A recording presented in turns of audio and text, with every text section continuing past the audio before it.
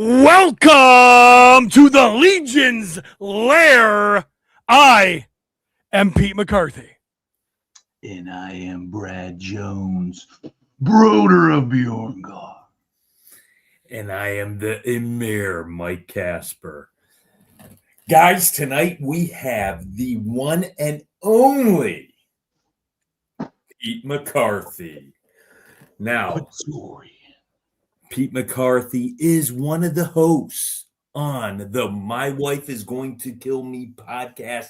He is also an extremely talented jack of all trades when it comes to entertainment, baby. And he is one of the two driving forces behind Muskecon, which is coming up soon. Welcome, Mr. Pete McCarthy. Sir, how are you doing today? Doing very well. Thank you guys so much for having me on. Yeah. Awesome. Well, guys, let's get into some news here right away. We have a Kickstarter up, and that is going to be the Mythic Legions, the role-playing game. Now, it is going to be up until April 4th at 2100 hours, so 9 o'clock. On the 4th, that Kickstarter will end. And where are they at now, guys? They're like at, I want to say, 830,000? Yeah. I saw that we hit the 2,000 backers, so we got the skeleton figure. But I think we're closing in on that million mark for sure. For sure. We're getting close. Yeah. And man, the Kickstarters, anybody who has ever paid attention and followed a Kickstarter, especially right from launch, that huge push that you always get that last 24, 48 hours with how quickly this thing funded and how much it's already grown. I cannot imagine what that final push is going to look like. Oh, yeah. Yeah, definitely.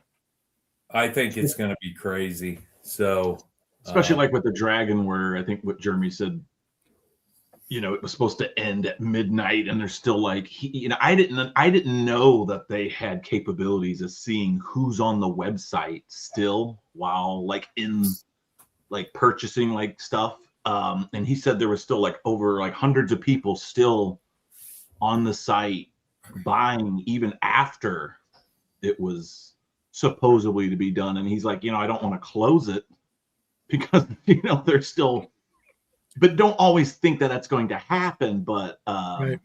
Things like that, that's awesome. Sure. Oh yeah. It will be interesting to see how this develops long term, because apparently Cameron said they're already developing another wave, more books to go along with the game currently. So 839, Mike. 839. Wow. So we're coming up to that 850 mark. Wow. 839. Nice. It's so funny that 90,000 was the pledge goal. And that's so funny. We were talking about that. They're, how could they have needed so little when they were making so much? And it was never about that for them. The Kickstarter, the use of the platform was what they were going after.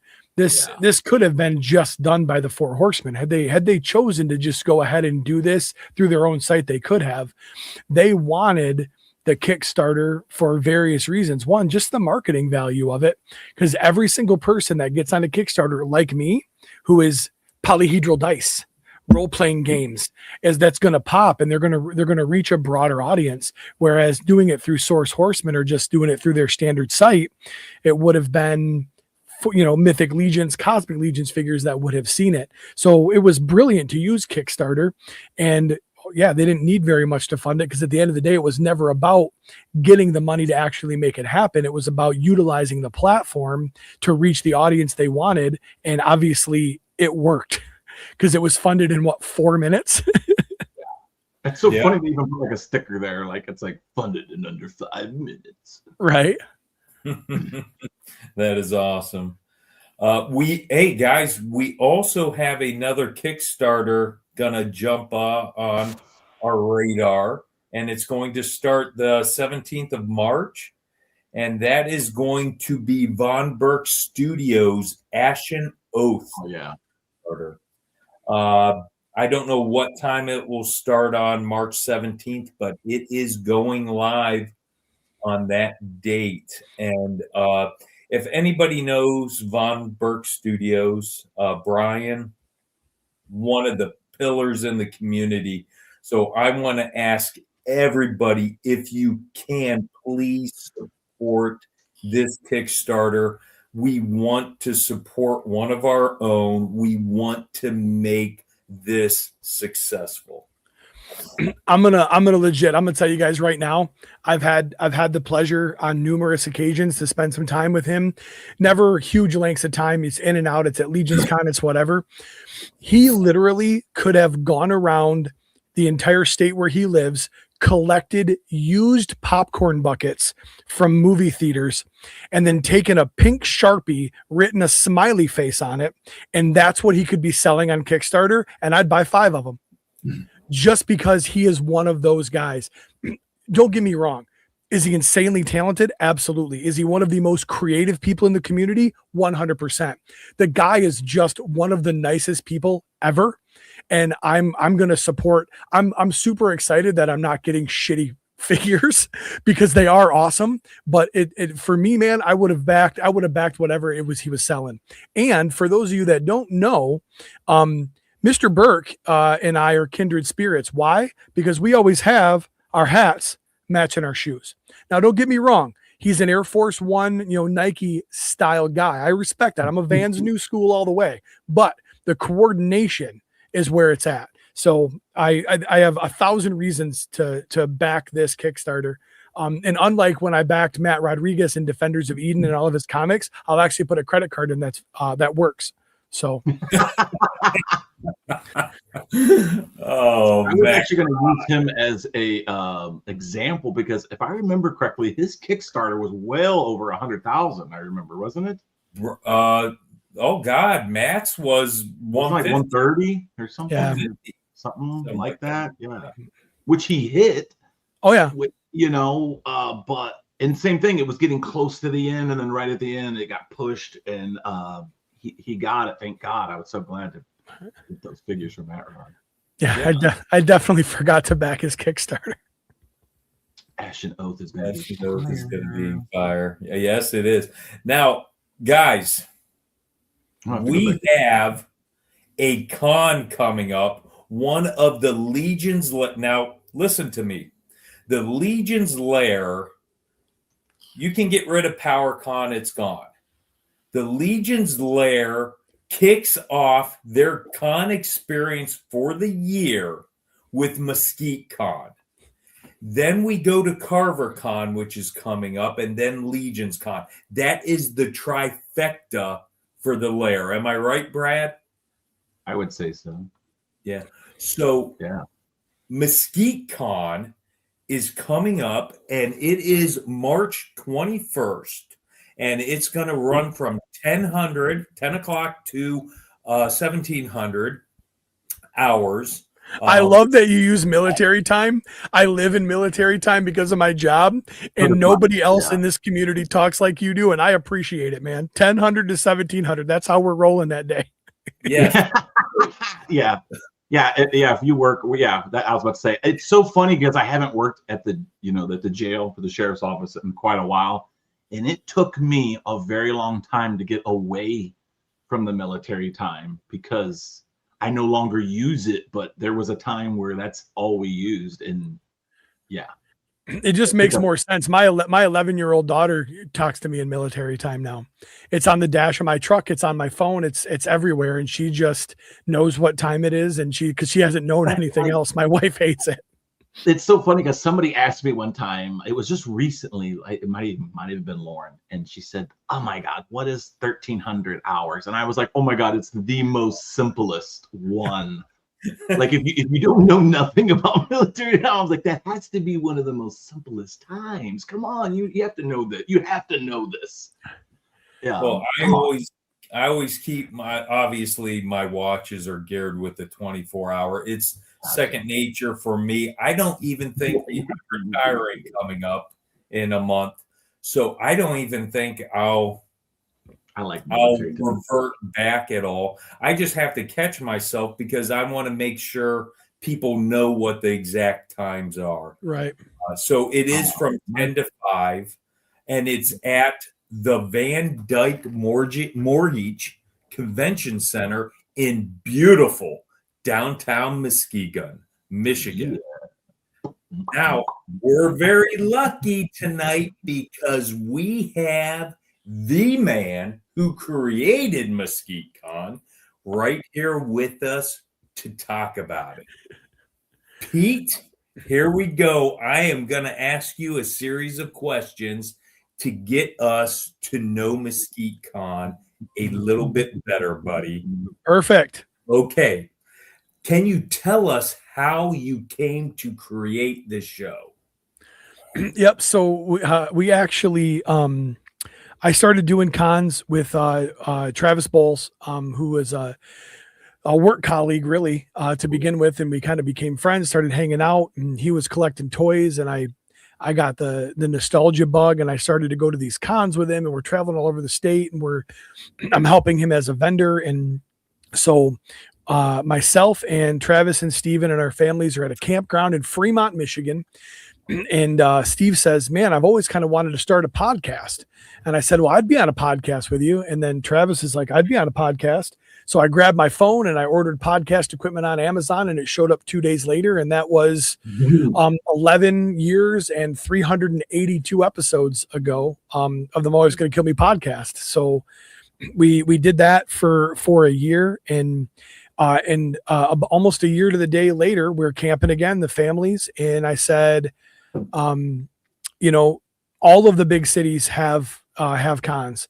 So you've got Lansing, you've got Kalamazoo, you've got Grand Rapids, you've got Detroit, and you've got Traverse City. And that's pretty much it. The next logical location for a con was Muskegon. And I was like, well, if I don't do it, somebody else is going to. So I told everybody at the campground around the fire while drinking an Angry Orchard hard cider that I was going to start a con, and they all laughed at me.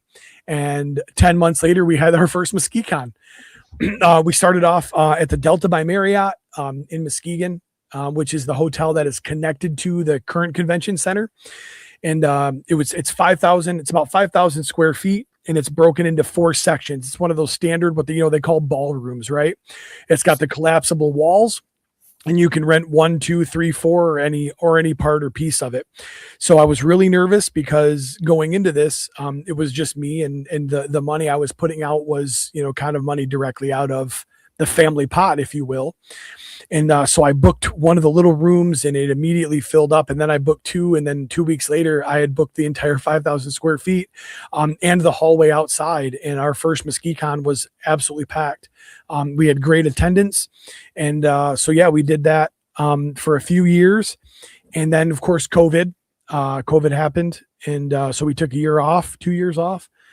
But it grew very organically. And, we added panels, and we added cosplay, and I was getting, like, my first 2 years, I didn't lose a vendor. From year 1 to year 2, from year 2 to year 3, I only lost one vendor, and that was unfortunately due to a death. So I had, like, the most loyal vendors, and I had the most loyal con goers showing up. And then they built the Van Dyke Mortgage Convention Center attached to it, which is 15,000 square feet. And so we moved on up, and in the year 1, we went from 5,000 to 15,000. It was sold out, and I turned 27 vendors away. So, and I was a little bit nervous, post COVID, because, we couldn't just pick up where we left off. We kind of had to rebuild, and we had to, congoers had to get comfortable again. Not everybody was okay with just showing up and being a nerd and whatnot. So as it's built organically now, this is year 8. So going into year 9, we are going to have the current convention center, and we are going to have the old ballroom at the Delta by Marriott just to accommodate all of the vendors.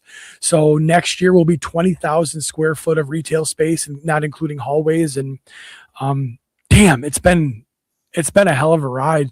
But it grew faster than I could keep up as a solo artist. My life changed professionally, and I didn't have the time to plan it like I would like to. So last year I brought Jeremy in to help me out, and I officially made him a partner at the end of last year. So this year we've been running it together, and there is nobody cooler than that guy, man. Yes. He's elevating every aspect of it. The only thing I think that he regrets about joining me for Muskecon is he does this thing where he's like, hey man, what do you think about this? Or maybe we should do this. And he's like super not pushy. And then when I tell him, yeah, I'm going to do that, and then I don't do that, he's kind of like, hey man, have you thought any more about this? And if you want to maybe think about doing this. And I'm like, yes, I know, I forgot, I'll do it. The part that bit him hard in the ass was all of this amazing music that he writes and plays all the instruments and produces was going nowhere. And I was like, you need to put this on Spotify. And he's like, nah, man, I'm not going to do that. And then because he wouldn't shut up and wouldn't quit browbeating me about Muskecon, I eventually browbeat him enough to where he's not got 1, but 2 albums as Another Path on Spotify.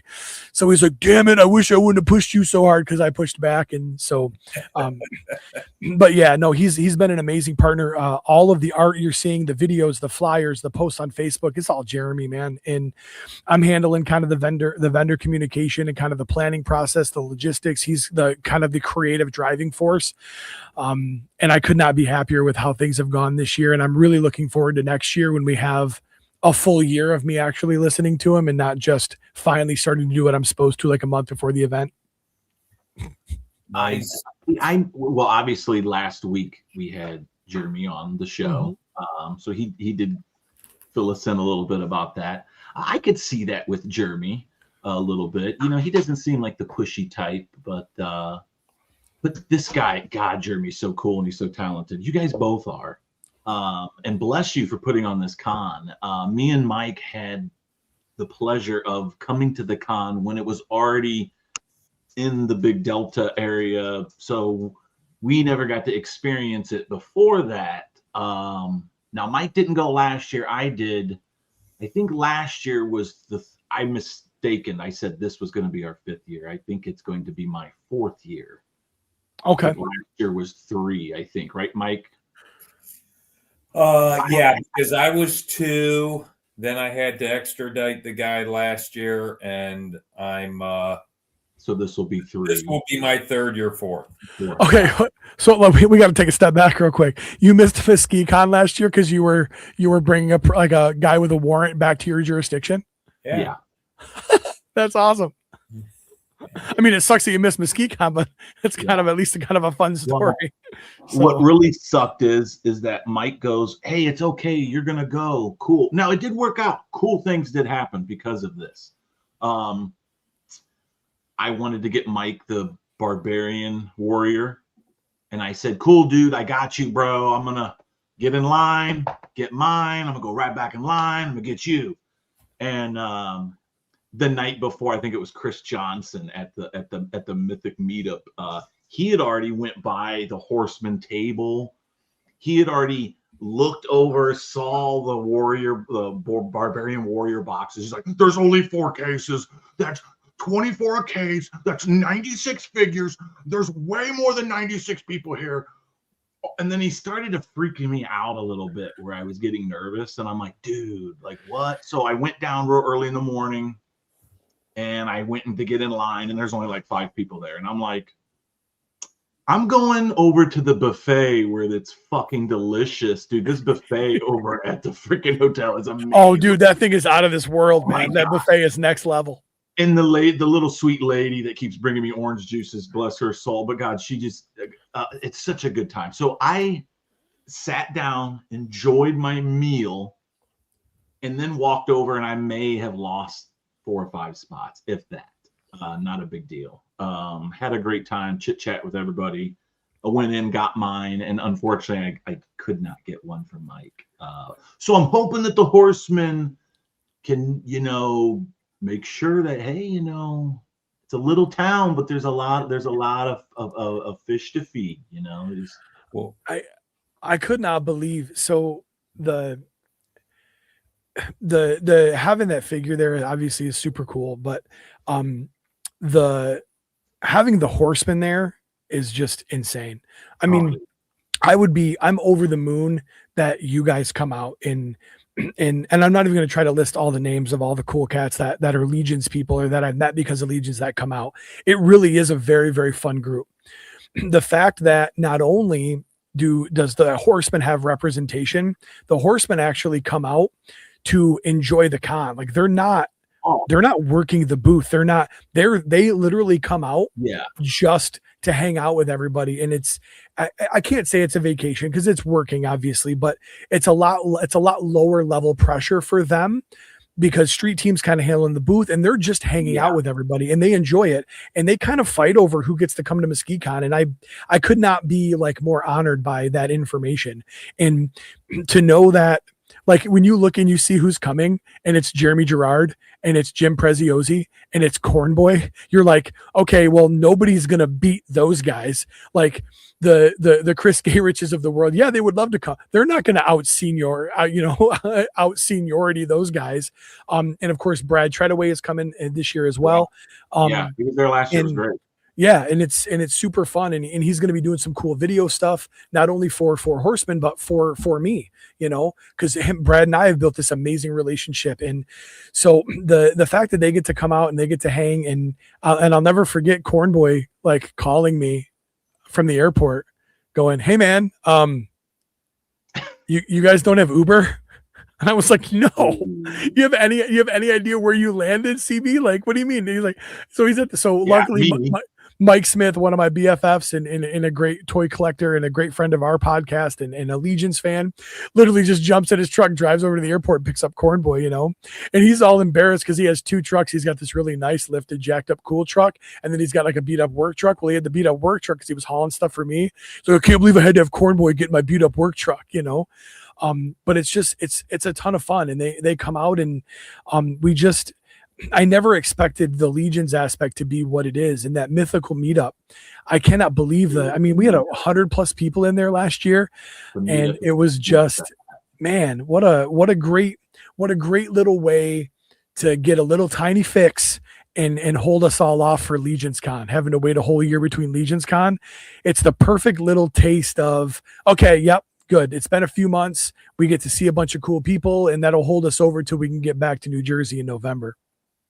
Muskecon definitely, you guys definitely make everybody feel like you're throwing the red carpet out, because every year that I've gone there, I feel like I'm a nobody. And even before me and Mike got a tribute figure where we were nobodies, you guys still made us feel like we were somebody. And I could still remember our first year, me and Mike didn't want to intrude. Everybody's unpacking or, getting ready on Saturday night, putting all their stuff away, and we helped, and everybody was kind of planning on going out and doing something. And me and Mike, we weren't trying to like, oh, hey, we're coming, we were just kind of like, we were kind of waiting for an invite, but like, I think everybody's like, hey, you're just invited. You're just here, but me and Mike were kind of like, we just kind of wanted someone to be like, hey, you make sure you're coming, right? And so we're like, well, I guess we'll just tag along and follow along. And somehow we got off on we were trying to get to the lobby, and somehow we didn't go down to the lobby. We went to the second floor where the freaking, I think the pool's at on the second floor. Mm-hmm. And that's where Jim Preziosi's room was.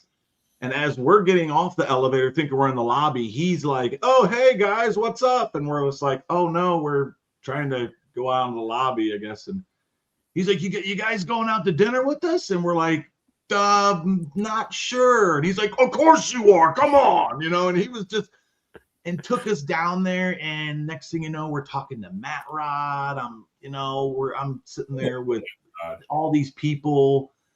and we're at this bar around this hockey arena, and it's just a great atmosphere, great time.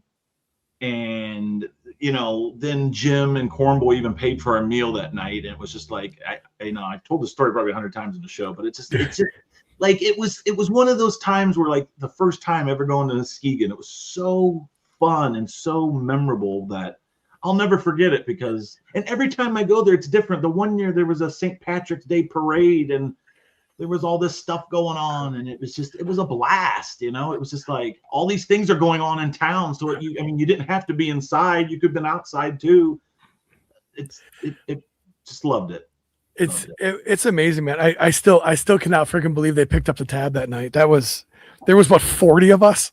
I mean, oh my God. it was bonkers. Like a whole bar of us in there. There was like one lone table of non-nerds, and they're like, what in the hell did I walk into? Yeah. And it's funny because you're not the only person that's brought that Saturday night dinner experience up. You know, last year we did the lobby, the hotel bar restaurant, and we literally it's 2 layers, right? Yep. There you've got the kind of the main floor, and then it drops down a couple steps. There's like another whole restaurant, and it's got like the big windows out to the street, and we literally filled that entire area. Yeah. And the coolest thing about it is everybody sat down and ordered food, and then everybody moved. Like you literally, like you look over and somebody's like picking up a plate with a steak on it and going over to another table and sitting down and chatting and eating a few bites of steak and then getting up and going to another table. It's absolutely incredible. And that the people is what makes this. And so many people have talked about whether it's Muskecon or Legion's Con or how we know CarverCon is going to be. Yeah, man, we came here for the toys, but we're all here. We're staying because of the people and people.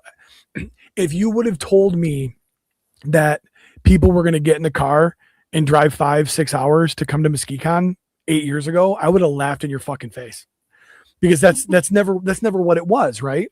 It was, hey man, it's Muskegon. We're going to get some local people. Yeah, we'll get some GR. We'll get some nerds from Detroit, whatever. That's great. But there are people that are seriously putting, you know, multiple nights in a hotel and multiple miles and hours in the vehicle to come be part of Muskecon. So adding the mythical meetup on that Friday night and trying to look at the Caspers and the Jones of the world and the Standifords and the Jesse Arnolds and the Curtis Ackermans and all these people that are driving this distance. How do we make the weekend a little bit more better, right? Peter Mitchell, Q. So real quick story about Peter Mitchell. I don't remember what year it was, but one of the years we did a dinner in the little private room, and there's like 20 of us around the table. And I convinced the waitress that it was a Make-A-Wish for Pete Mitchell. So like she like totally played into it, and like I treated him like he was this Make-A-Wish kid that was dying. It was so much fun. But at any rate, no, it's but that mythical meetup has been kind of like the icing on the cake. Like hey man, I'm going to get in the car and drive 5 hours. I'm going to get a hotel room for a couple of nights. It helps take the sting out of that financial investment and the time commitment, because it's not just Muskecon anymore, right? It was Muskecon and the dinner. That's cool. Now we kind of do the breakfast buffet Sunday morning, and everybody kind of slowly says goodbye to each other. Then we add the mythical meetup. So now people are coming in Friday afternoon. We've got kind of a whole night, and we welcome people into the vendor area, as long as you're not being an a-hole. So while people are setting up their booths, you can have those conversations. You can kind of catch up.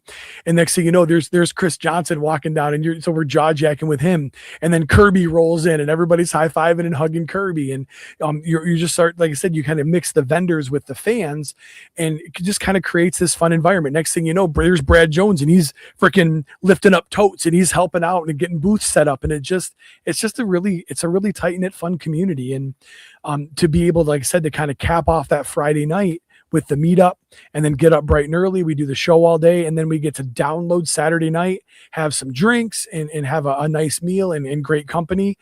And then Sunday morning, everybody kind of just meanders down at their leisure, hit the breakfast buffet, and it's, hey, we're getting out of here. We got a 10-hour card. Hey, man, good seeing you. It's big hugs, and it's all that. And you slowly kind of watch that group get smaller and smaller, and then eventually it's my wife and I, and we're like, we did it again. Here we go. Let's head home and deal with the asshole kids. I mean, deal with the kids, but it makes for a very fun weekend. And realistically, it's you guys that make it. I booked a room and I invited people to sell shit there. And the only reason it's become what it is because of all of you showing up. And I could not be more grateful for the vendors and the people that show up. Cause like I said, it's real nerve-wracking when, He said, "Congratulations on your Make-A-Wish coming true." At the end of dinner, that's what the waitress. Yeah, basically the whole premise was his Make-A-Wish was to hang out with us cool podcast guys because he was dying. So it was so much fun. But yes, he was red as a tomato. It was totally worth it. Oh, that's freaking great. So for people watching, when Friday night is the mythical meetup? It will officially start at 8:00. So we like to try to make sure that people aren't missing out. That show will start pretty much when the vendor hall closes. So then if we've got Mythic fans that are setting up their booth or something, they don't miss out. We'll probably open the doors to that probably about 7:30 or so, but nothing will actually kick off until 8. Gotcha. Nice. And for people who don't know, that thing is amazing. When you go in there, they give away so many prizes that are donated in. It isn't funny. It is a time. Usually the horsemen always drop a bit of never before given news. And we will have a reveal this year as well, confirmed from the horsemen. So I don't know what it is. They don't tell me, which is great because then I get to find out with everybody else. Wolf King Customs, as a lot of people know in the community, Len LaGuardia has transitioned out of that. And of course, the amazing Dirk Nagel has taken that over. And he's picking up right where Len left off, man. He's still sponsoring that Mythic meetup. So there will be, if you walk in the door, for the first 100 or so, you'll get a commemorative Mythical Midwest meetup badge, and you'll get a free gift from Wolf King Customs just for walking through the door. It is $10 to get in. That helps us cover the room. And then we have a full pretzel bar, hot pretzels, regular pretzels rods. So a little bit of snacks. There's a cash bar in the corner. And that bartender does not mess around. She's got a heavy hand and she takes great care of us. So $10 gets you in the door and you're guaranteed to walk out with something. Not only the free gift just for walking in, but I mean, Dusty Sandiford, Dang Studios has got coloring books he's donated. Maverick Salvigan, Pete Mitchell, as customs that he donates. Drunk Gizmo, Alexander Deshaw has some great diorama pieces. Carver Customs, same thing, great diorama pieces. The Horsemen give us figures to give away. And that list goes on like that. The last year we had so much stuff to give away. We were running out of time. We started grabbing 2 things and giving winners, giving them 2 gifts because we had so much on that gift table. Absolutely amazing. The generosity of this community. Yeah, nice. And once again to everybody. So that's pretzels. So I don't know who Carlo 9866 is, but that the Immortal Customs, that is one of the coolest logos that you will see. I think I probably have 4 shields with that logo on it. The hand painted ones that you buy at the shows. That is one of the most kick-ass logos you will see in this community, man. The best one is where he paint matched that with the scaphoid, and it looks. First one I bought. Yeah. Legit, dude. Legit. Yeah. Oh, there it is. I just realized that I couldn't see any of the comments, and because I was on private chat, not comments. We're good. Sorry, bud. Sorry. It's all good. It's all good. So was there anything else, Pete, that we didn't touch on with Muskecon? Any more information? Nope. So the only other thing I want to add, it's $10 to get in, 12 and under are free. it's a family friendly show. The whole goal is if a couple and their 2 kids rolled in there on a whim, they happen to be downtown, they saw something, they wander in, 8-year-old and a 10-year-old husband and wife, they walk in for $20, they get in the door. Each one of those people will find something that they enjoy. Everything from, we've got comics, we've got artists, we've got, the action figures galore, from the high-end Mythic Legion style customs, the parts and pieces, to the figures, going all the way through the Star Wars Black, the Marvel Legends, all the way through your Funko Pops. If you want a cool little 7-year-old daughter says, hey, I like little crocheted sharks, you're going to find those. Like, there will be something that somebody in your family, there will be a booth that they find that they enjoy walking through. And that's one of the coolest aspects of Muskecon. Will there be Glyos at Muskecon? You goddamn right there will be. Not only is Gabriel Barragan, who we call the Pablo Escobar of the Glyos game, because he be dealing to everybody. He's going to be there and have his totes. But Brandon Barker, that's right, Manor Monster Studios, is actually going to be there with his booth set up. So an actual Glyos creator has got a table, and you'll be able to buy wares from him as well. So there will be a Glyos representation. Yes. And so we're super excited about that. But Formo Toys is going to have representation. They're not going to have a person there, but they're going to have a booth set up, QR codes for their pre-orders that are coming up. Yeah, of course, the Four Horsemen Toy Studios, Defenders of Defenders of Eden, Matt Rodriguez, Ideas from Mars, his figures will be there for sale. So the amount of independent toy creators that we're going to have on site is rapidly growing, and that's something we're targeting. We really want to bring that presence up and get as many creative people in that room as we possibly can. So, Pete, not only is there the Four Horsemen present there, the independent toy companies, the vintage toy vendors there, but guys, if you are action figure nerds, but your wives aren't, have them come too, bring them too, because there are so many craft booths there. It makes the show unique. To where the wife is going to have a good time too. I would defy anybody's wife who goes to this thing who doesn't find a couple booths there that catches their fancy. It's going to happen. And even, and it's funny too, because, my wife started doing these shows with me, years ago. Oh no, it's all, well, I mean, titty or kitty, I'll take either, but that's neither here nor there. My wife started doing these shows, and some of the coolest things that we gifts she's bought for other people, a cool Ninja Turtles towel with a hood for our grandson.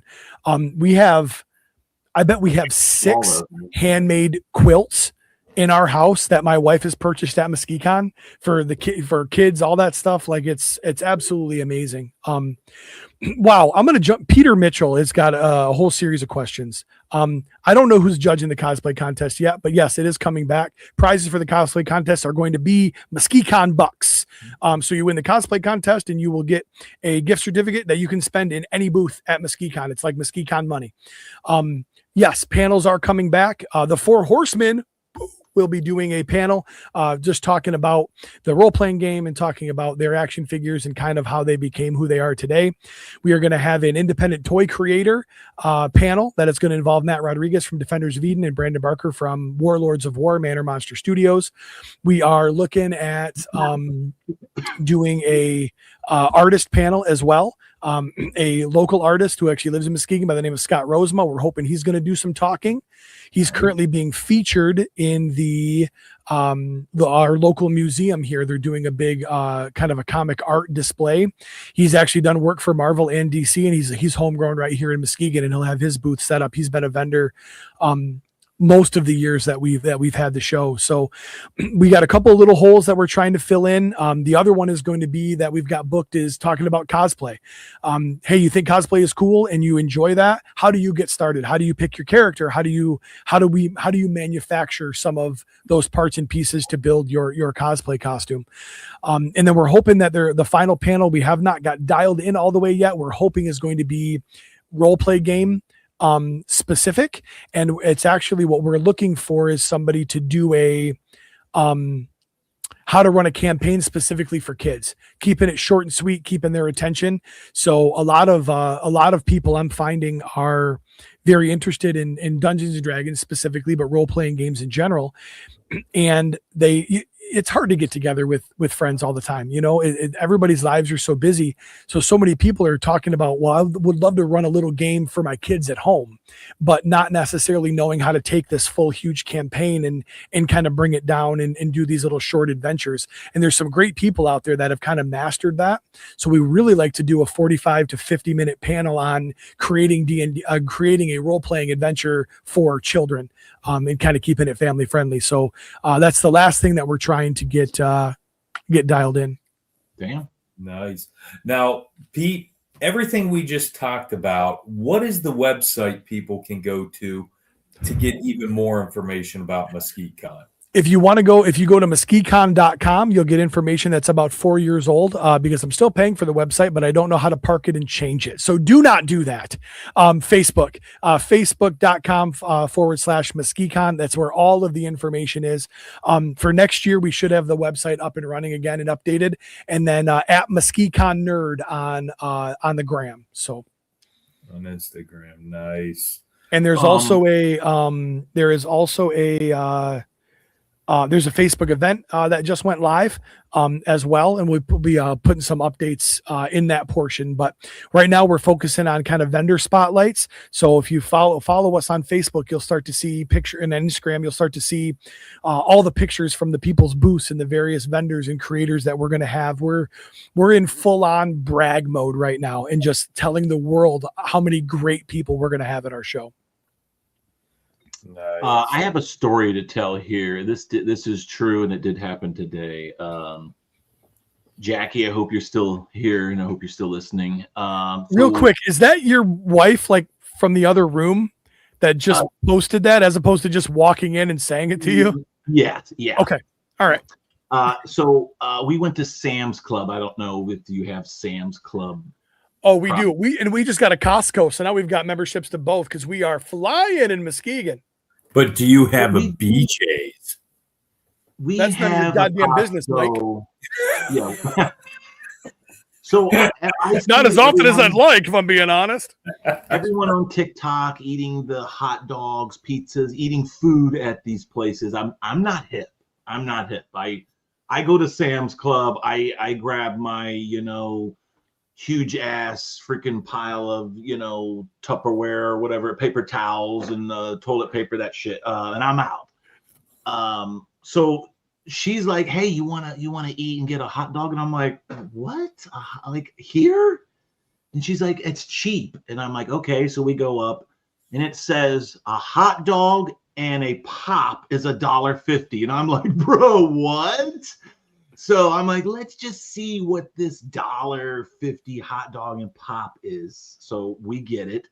It is the biggest fucking hot dog I've ever had in my entire life. All beef, beef, delicious hot dog. If you've ever gone to a baseball game and paid like $6, $7, $8 for one of these huge ass hot dogs, I got one today with a pop you could say it was $1 and the pop was 75 cents, or they were both 75 cents each. Yeah. So Costco, Sam's Club with your hot dogs. Yeah, dude. Hell yeah, man. Nice. Okay. Well, we just learned something, because I know for a fact Pete loves hot dogs. Oh yeah. And I tell you what, man, the Sam's Club, it's like there are people that every day just walk across the parking lot from their job and have lunch at Sam's Club. They just walk in, they eat their hot dog and their pop, and then they leave and go back to work. Okay, so that was okay. That's okay. I'm so funny you say it. So that was the other experience. So we go up, we see the menu. It's not real stacked, So we go up, and I'm waiting in line, and I noticed like all these old people are cutting in front of me, and I'm like, dude, what are they doing? I'm like, okay, they're old. They can just do what they want to do. And then the guy's like, anyone with a number, scan and go. And then I'm like, bro, I'm right here, ready to take my order. And he just starts taking all these scan and goes, like, do. And I'm looking at her like, dude, I'm not hip. Like, these motherfuckers are over there scanning the shit in their car, walking inside, getting their cheap ass food, sitting down, eating, and walking out. Like, I'm like, not hip. Yeah. But dude, for $3, me and my wife ate for $3. We both got pops and we both got huge ass hot dogs. I could have ate another one, but for just a snack appetizer right there, like, dude, $1.50. Fuck. That was damn so good. Boy. Jackie said she almost died eating a Costco hot dog. I think hey Jackie, I think you're supposed to chew it. You're not supposed to just try and swallow the whole thing, sweetheart. Well, I've seen TikTok videos of people at Costco where they the guy, I think he 3D printed like a hot dog holder. It looks like a fanny pack, but it's like a hot dog holder. And he's walking around holding this little hot dog on his fanny pack, just eating it. And I was laughing today, literally while I was eating that hot dog. I'm like, I wish I had a fucking hot dog fanny pack where I could walk around. You know what though? How great would that be though? Because when I'm doing research on the new TV for the living room at Sam's Club, and I want to look at tags, I can set my Sam's Club hot dog down in my holder. Good. Did anybody else just get an image of Jackie dressed as Pinky eating a hot dog, like full on cannibal? That's why she almost died. Oh man, that's great. Okay. Well, hey, I'm going to ask Pete to do something for us right here. Because I think he's the one to do it. Pete, can you go to the feed here with all our people in it, the comments? Can you shout out the people in the chat? Sure. All right. Right back from the beginning? Yeah. Sure. What the hell? All right. Let's go, boys. You're absolutely right. Carlo 9866 Immortal Customs. Great to see you, man. Dave Orkin, the t-shirt guru, right? Tossing him out at Legions Con every single year. He's also an amazing guitar player from what I hear. Wholesome Warlock. I absolutely love that Wholesome Warlock, because you know what? So many warlocks get a bad reputation. They sit back and you just assume that they have some sort of divine rights to an evil spirit, but no, maybe they're handing out hot dogs at Costco and maybe they're a good warlock. Jesse Marshall, good evening to you as well. JMac77. This guy, I've met him more than once. If you notice in that picture right there, Rad Dad's Taco and Tequila Bar, that's right outside Muskecon. That's right outside Muskecon. JMac, right? Jay Evans, we got all sorts of Jays up in the crowd tonight. 24, that's one better than my number. My number's 23, just like Michael Jordan, the GOAT. It's been my badge number since 2002, and I've got it tattooed on my arm. Quick story about that. We're down at the Fire Department Instructors Conference in Indianapolis, Indiana, and they had the Deal or No Deal girls up on the stage, and Case 23, she was up there. So I said, I had my son with me, he's about 6 years old, and I said, hey, my son and I are super impressed by all the work you do on Deal or No Deal. So much, as a matter of fact, I got your case number tattooed on my arm. She thought it was adorable. Gave my son all this swag. So absolutely cool. That's Lauren Jones, 3220. Let's try to guess what the 3220 stands for. 3/2 of 2020 is the day that Lauren met me, and she immediately went home and changed her email address to commemorate that momentous occasion. So Freaks Figures, how you doing? Freaks Figures, that's not praying. That's actually a high five emoji. So when you look on Facebook and everybody's like, it's a bad car accident or there's a fire and everybody's like this, you're high fiving like, oh, somebody died. Congratulations. So we need to tighten that up on social media. Carlo, again, I'm going to mention him again one more time because he's absolutely right. Ashen Oath is going to be fire. J-Mac, Jesse Marshall, Freaks Figures, William Husted, Foo Sevens.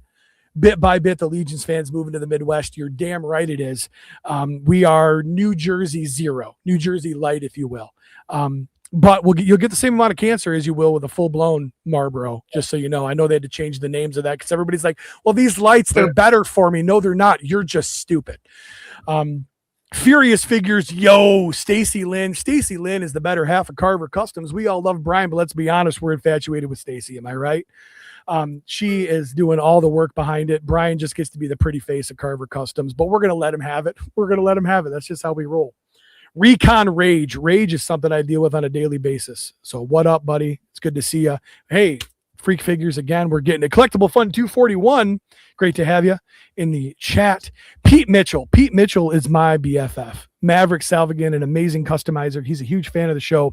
So much fun to be around. He's a parody song writer and singer right alongside me. He's an absolute blast to hang out with. His dad and his brother. We get to hang out with them quite a bit. Not enough, but quite a bit. Oh, Carlo, Jackie, yay, hello, and then the Rainbow Hearts. She is just so welcoming and so inclusive of everybody. I absolutely love that. G, I'm not going to try to say your full name because I'll just butcher it. But you know what? G has rapidly become one of my most favorite people. He is so much fun, and I am so pumped every single year when I get to run across the lobby and like literally like the Dirty Dancing song starts playing, and he just jumps into my arms and I've had the time, and we spin. Absolutely amazing. Because I got to meet him, I got to meet the amazing Cookie, who is just the sweetest of sweethearts and is one of the very few people that has a Adventures of Pocket Glios shirt to represent, which she does, and I'm super proud of that. Fog and Fantasia. Fantasia? I don't know what that is. Evening to you too. Thanks for joining us.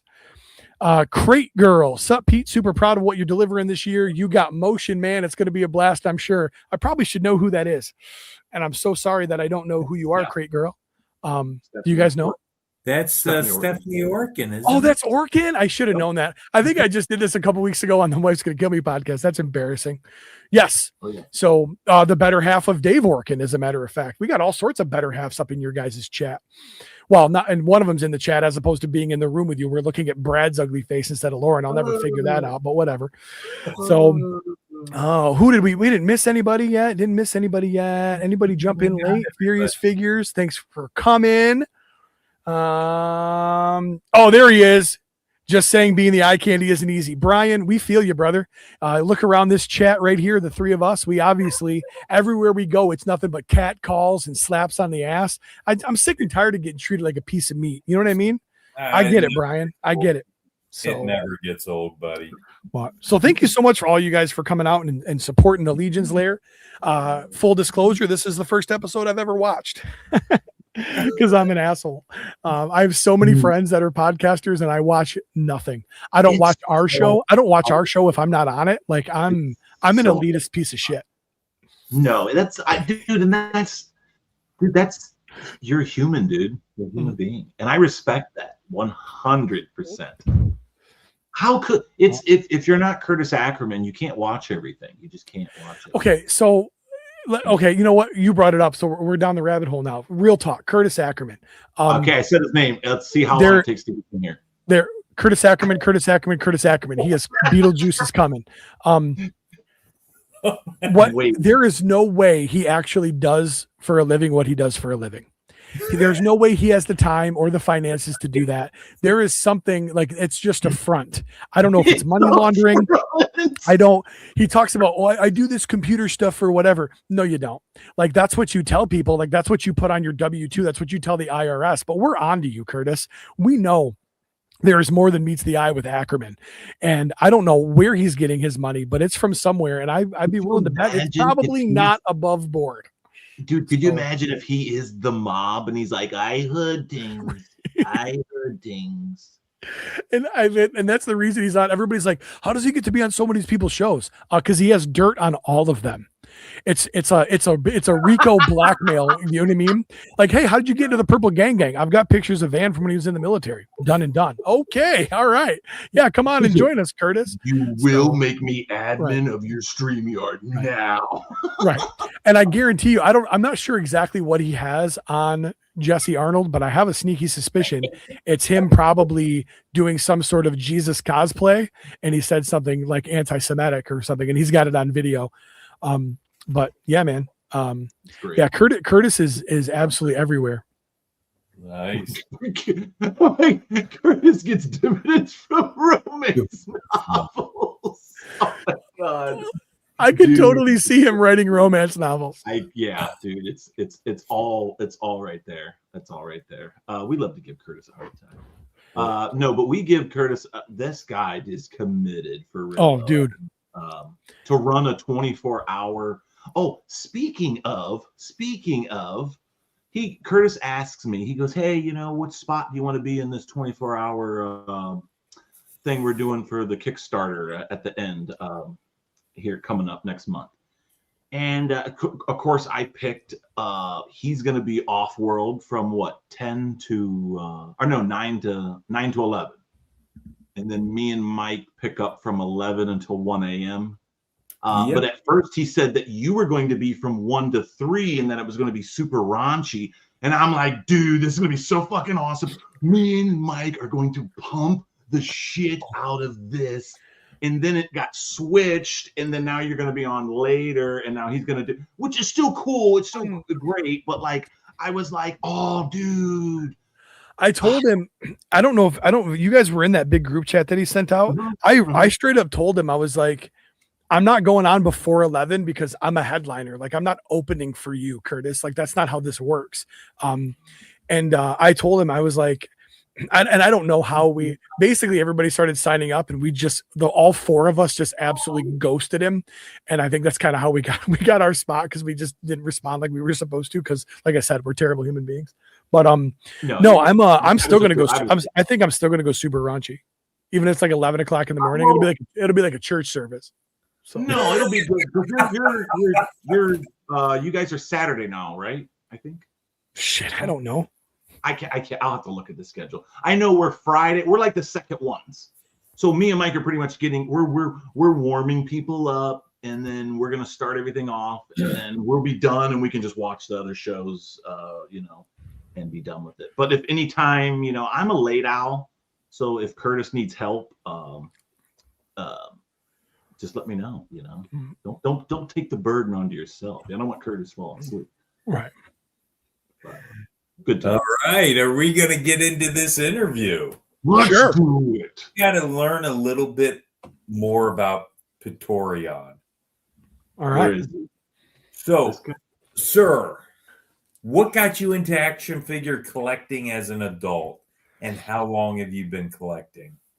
Probably since 2013 or 14.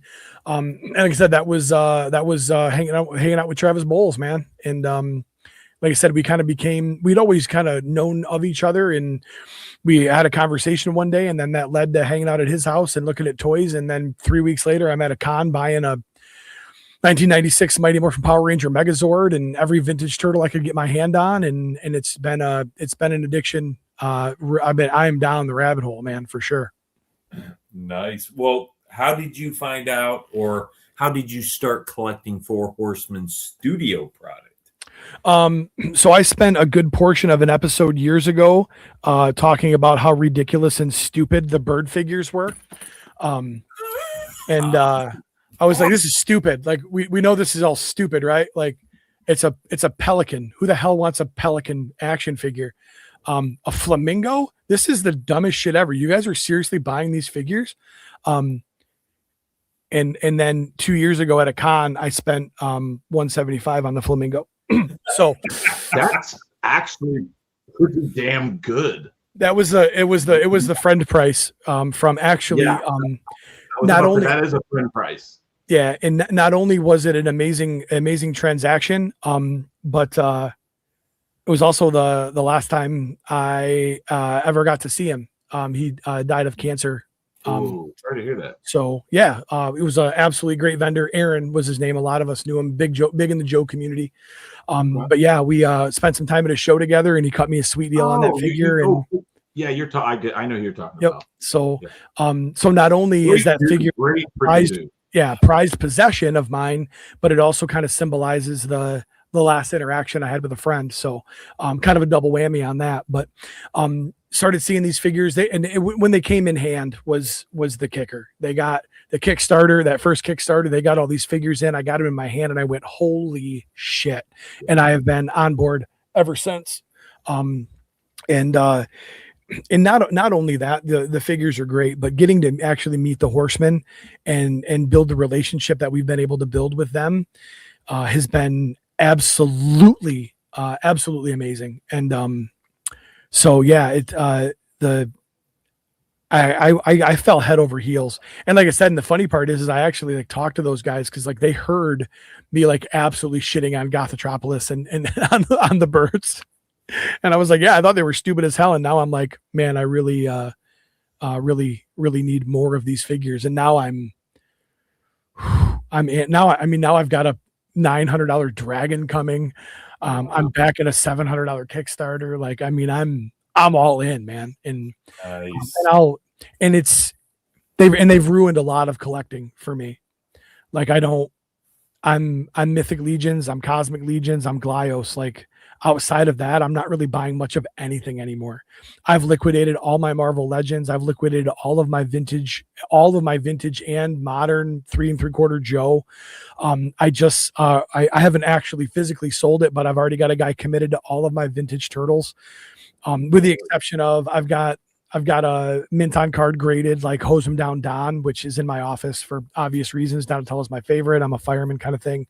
Monty Moose is always my favorite character. I've got him mint on card. Like, so I've got some cool like collector's pieces that I won't let go, but everything else is gone. Cause like I said, I'm all 4 horsemen and Glyos at this point.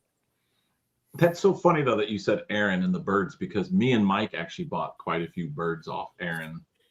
Yeah. Actually he came to one of our Toy Hio conventions, and that's where me and Mike had first saw him. But yeah, his store was down in Roma Collectibles. Roma.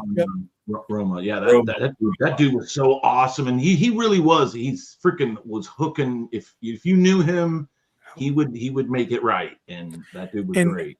And like I said, the greatest thing too is, I mean, don't get me wrong, the deals are amazing and the action figures are amazing, but I mean, I think that transaction probably took 20 or 25 minutes to buy one figure. Because just jaw jacking and talking, he was just so easy to talk to, and the guy was just great. And I didn't know him. I mean, every show we talked to each other, but I mean, it was really more of an acquaintance than so many people in the community knew him so much better than I did. But I'll always be very grateful for those few moments we did have. So, yeah, really good guy. He'll be missed for sure. Now, Peter, you are part of a podcast called My Wife's Going to Kill Me podcast. Obviously, the name comes from you guys are action figure collectors, toy collectors, and wives necessarily don't want husbands spending money on that. Hence the name of that podcast. You gave us a little bit on how your origin with this show came about. But what do you bring? We know you have an extremely outgoing personality. I want to know from you, what is your specialty that you bring to that show? My main goal is to try to make people laugh. And that's the podcast creates an amazing opportunity to do that. One of the best compliments that we've ever gotten about our podcast, and we've gotten it from a lot of different people, is I love listening to your show because it feels like I'm just sitting down with my asshole buddies and talking shit. And our whole podcast has never been anything other than conversations we were going to have anyways into microphones. We knew right from the start that we were never going to be this was never going to be anything huge. It was never going to be a big money maker or anything like that, because we don't do any editing. And on the onset, we were audio only, but we don't do any editing for content or for anything. We hit record, we stop the recording, and we post it.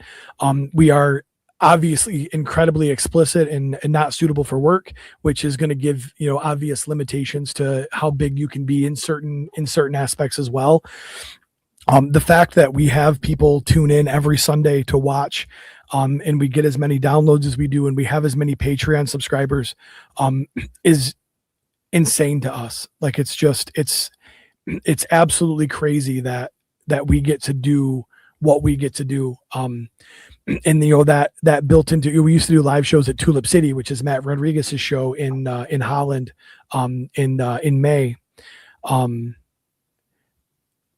Being able to take that show on the road and getting that spot to do the live show at LegionsCon, holy shit, man. That has been, that's really been kind of like the crowning achievement for our podcast. And we look forward to that every single year. What do I bring to the show? Every fucking thing that you see at LegionsCon. Those guys don't even carry shit in. So no, when it comes to the My Wife's Gonna Kill Me podcast, Jeremy is the guy that's supposed to bring the toy news. Travis is the guy that's supposed to bring the drama. Steve is supposed to bring the male chauvinistic aspect. And I'm the guy that tries to make you laugh. Right, wrong, or indifferent. It just works. And it works because we truly are just a group of great friends that enjoy each other's company. And we spend a lot of time together that isn't on the podcast. We do a ton of, we've done all-inclusive Mexico vacations together, and we, doing cons together. We've done wine tasting in Traverse City together, comedy shows, concerts. Like, we're great friends. And I think that really comes through in the show, despite the beefs and the stuff that we obviously give each other that everybody knows is for entertainment value. It really is. It's very organically a group of people that truly enjoy spending time together and have a lot of things in common. I would totally go on vacation with you guys. Dude, it's a riot. To beach vacation with you guys. Like, even if it wasn't all of you, just a couple of you, like, yeah, I'm down. Yeah. You know what? That would be a Make-A-Wish dream. That we on vacation with those four dudes. So can you imagine being on the beach with Travis? Dude, just golden glistening, shirt off, ass crack. Come on, bro. Damn. The only guy that I know that literally is in his backyard, takes his bathing suit off, jumps in the pool, gets out, and then puts his bathing suit back on. I'm like, what kind of sociopath are you? I keep waiting to watch one of these like psychopath serial killer documentaries, and you find out that, oh yeah, by the way, Ed Gein, yeah, he totally jumped in the pool without his bathing suit and then put his bathing suit. Yeah, I can see that. Like, oh yeah, Bundy was a guy that would take his bathing suit off and then swim and put it back on. Yeah, that sounds like Trav. So. Dude, I just watched a TikToker do that, where the guy walks up and he goes, "Hey, can you hold my dog on the beach?" And the guy starts holding his dog. He goes, "I just want to go for a quick, just dive in the beach, dive in the ocean." And the guy's holding his dog, and he takes off his pants and goes in the ocean naked. Yeah, they're holding his dog. Like, what the? Yeah. That's just a Tuesday evening at Trav's. Actually doing this. Oh yeah. That's yeah. Oh wow. Oh, I have tears, so that's funny. Oh my god. Okay, Pete, you received a tribute figure called Pitorion from Four Horsemen Studios with the reveal of the Furious 4 LegionsCon set. Can you describe how special that moment was when you and the guys first found out about the tributes from Jeremy Gerard? So what's crazy about that is, we found out like live at G-Con, like on the show, like I'm doing the same thing with them as I'm doing with you guys right now. The only thing that was a little bit peculiar is Jeremy Gerard was like real particular about us all being able to be together at this day and this specific time, which we thought was a little bit strange. And then of course they drop the unveil. But I will tell you that absolutely amazing feeling. Very few things in this world are going to render me speechless, which I think I've already demonstrated to everybody that's been watching tonight.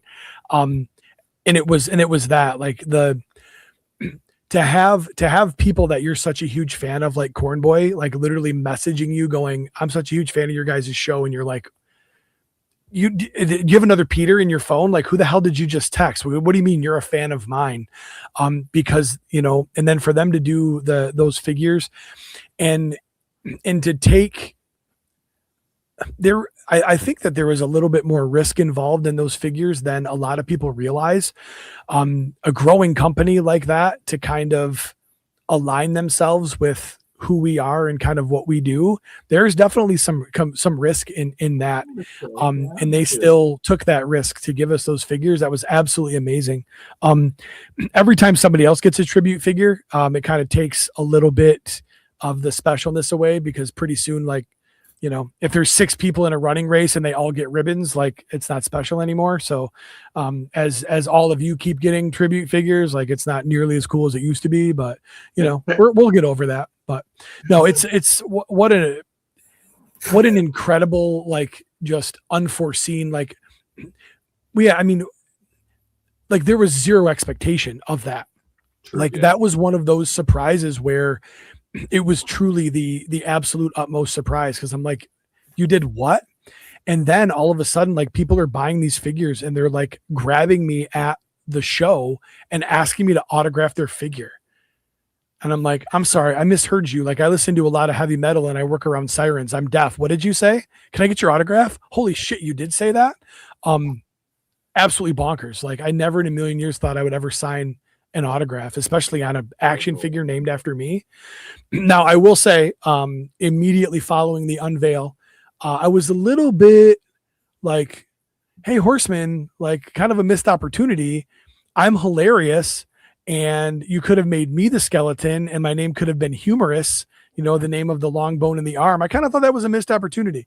But what they did for me with the Minotaur in the description, the just loud and boisterous. And I just thought they absolutely crushed it. And obviously Gerard was a driving force behind that. And I will never be able to show Gerard or any of the Horsemen my appreciation for what they did for that. It was absolutely amazing. Yeah. I think the only thing they missed on your figure, we talk on this show a lot about Brad's titty pauldrons. They should have had a pair of pauldrons on your figures with nipples about this hard, this long on them. Well, you can just take my pauldrons off and put them on him. They missed out on that.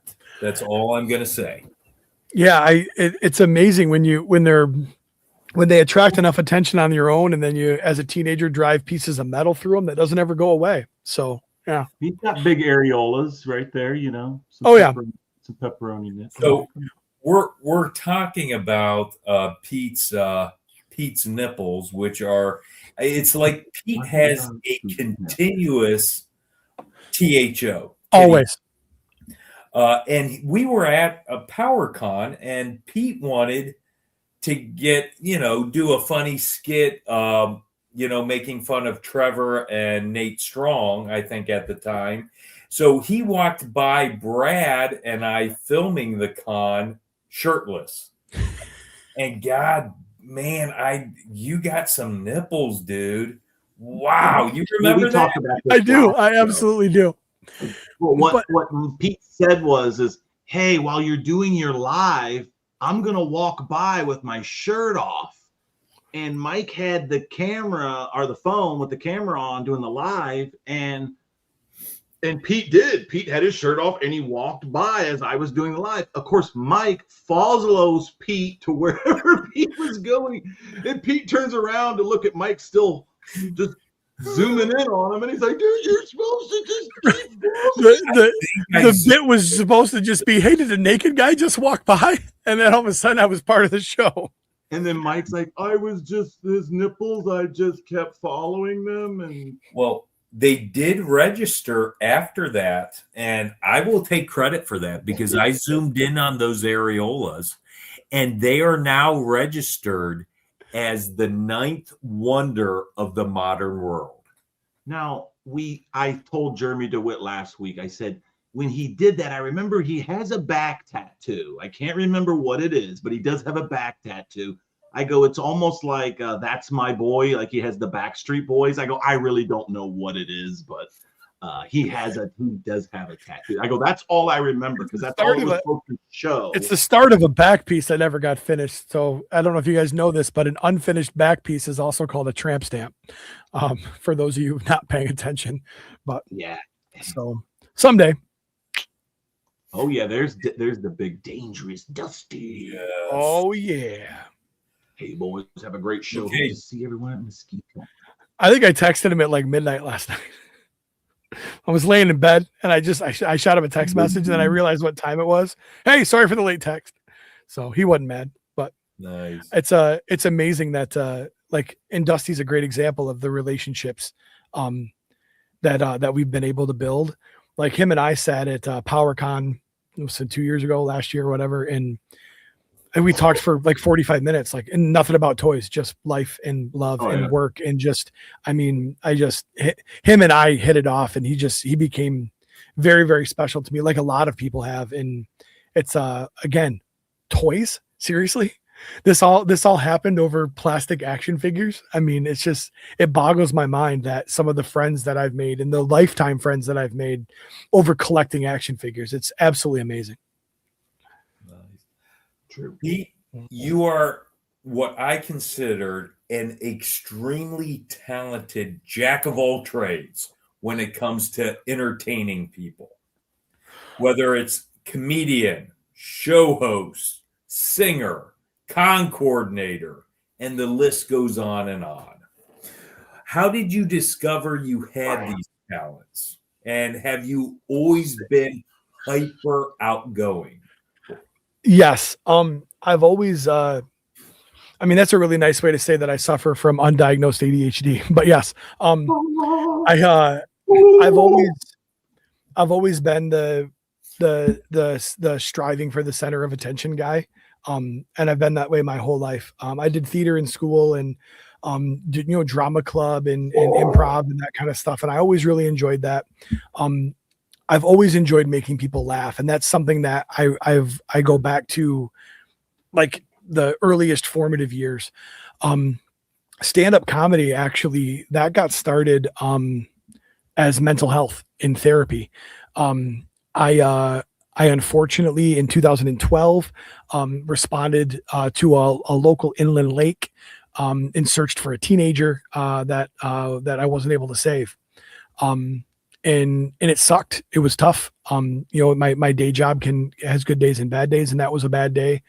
And as I was kind of processing that, 9 days later, my shift, same lake, another teenager, same exact scenario. And I got there, and in this time I just kind of jumped in and did everything I possibly could. And unfortunately, he did not make it either. And mentally, I kind of spun out, and I wasn't sure what to do with those feelings and those emotions. And I wasn't sure how to process that trauma.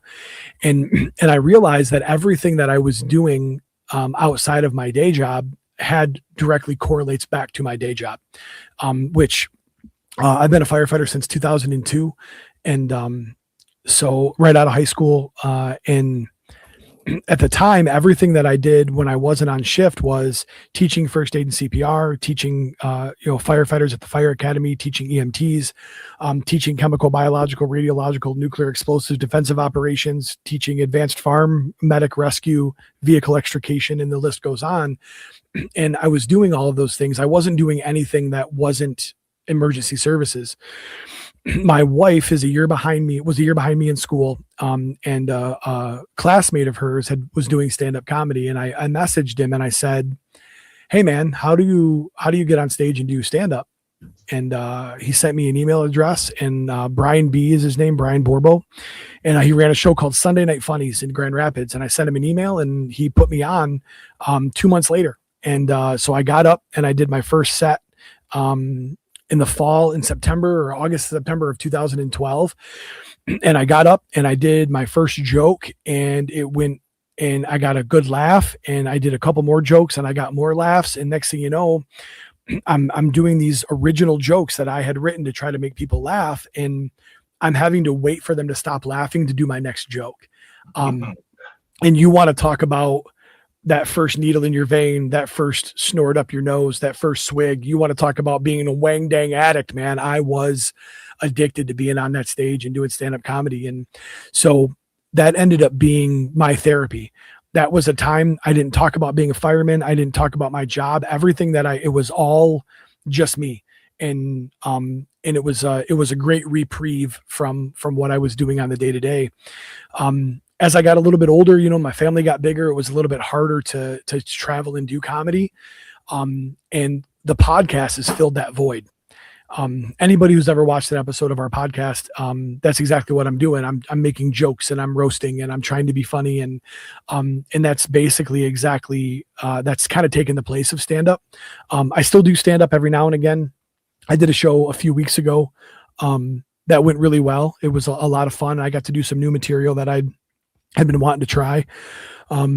But yeah, it was really born out of me trying to find something to do to try to maintain my own mental sanity, and it worked. So, with that, within the podcast, doing the parody songs. I mean, parody songs are just trying to write comedy, right?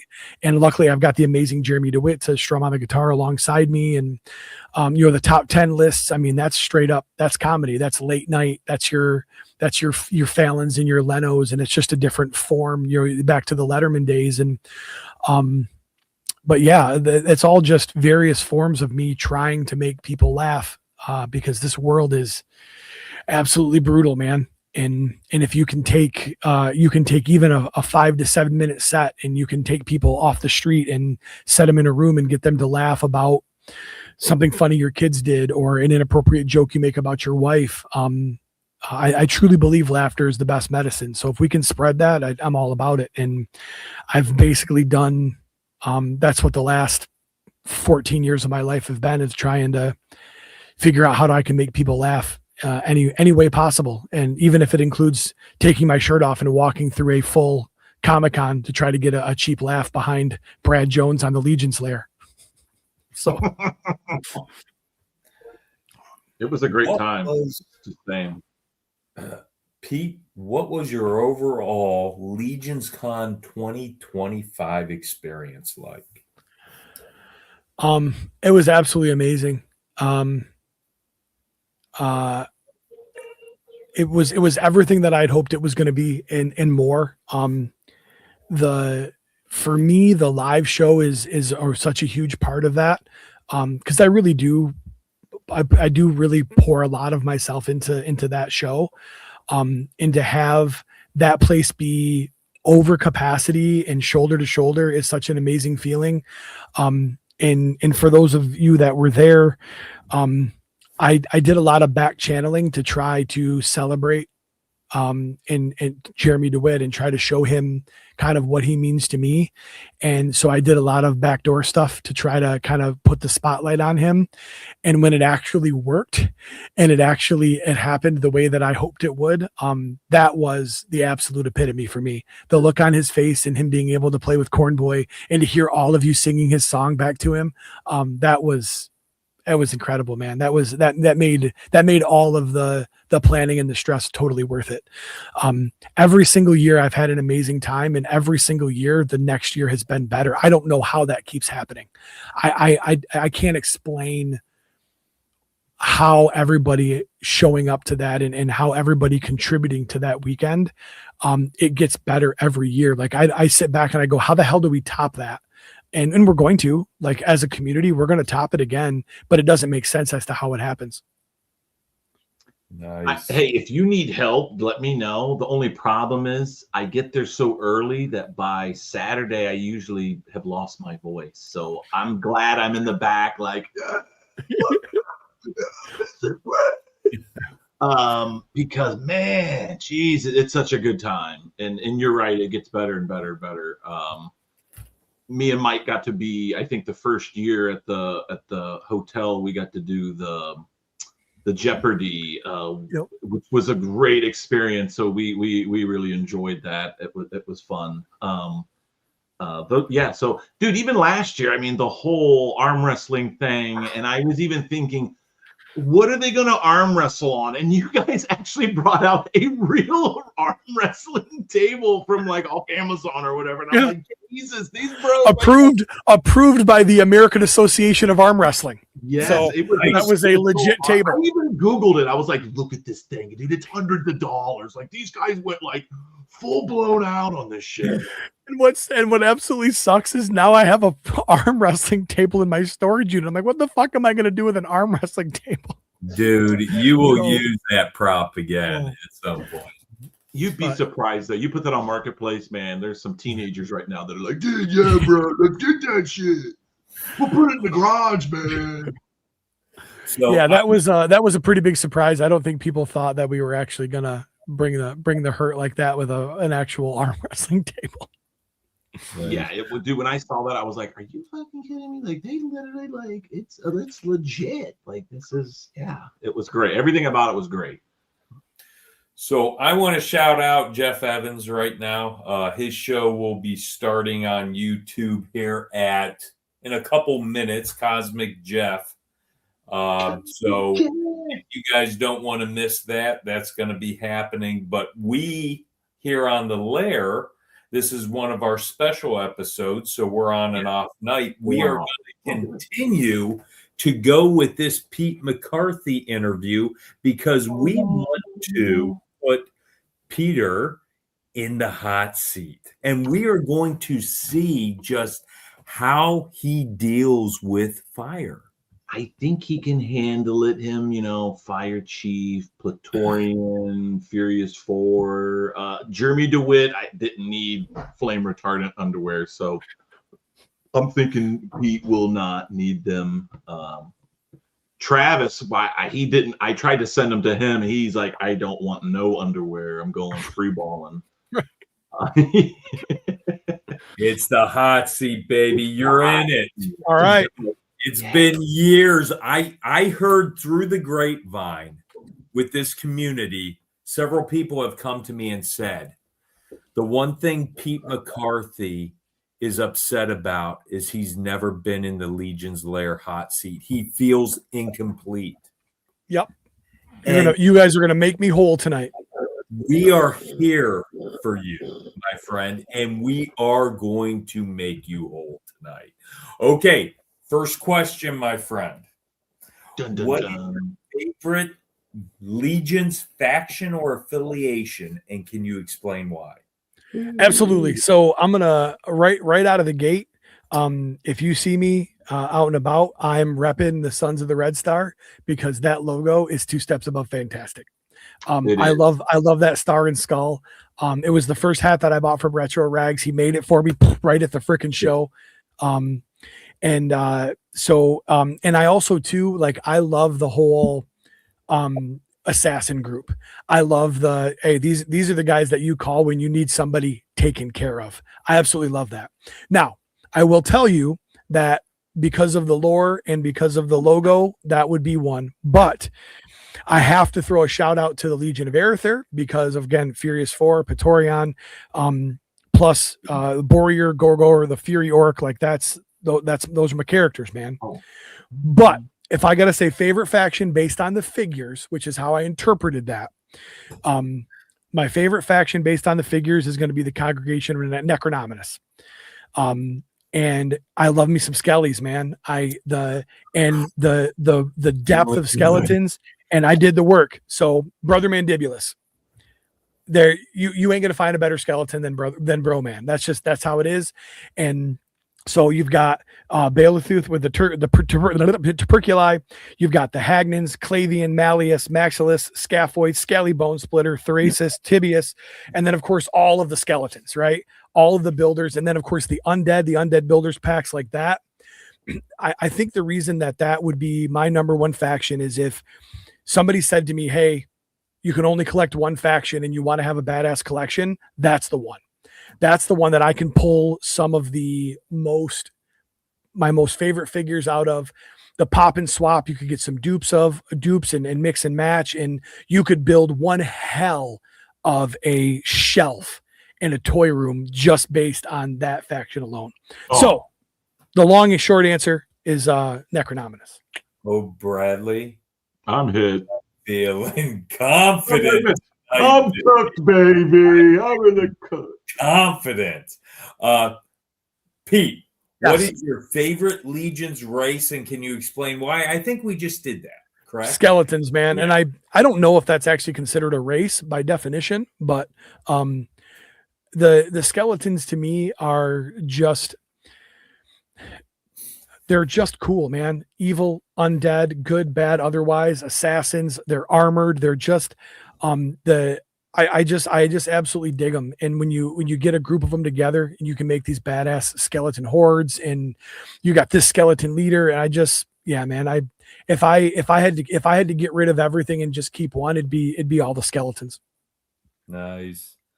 What is your favorite race, or what race, I should say, what race that doesn't yet exist in Legions would you like to see Eric make? There is only one correct answer to this. And it's tiefling.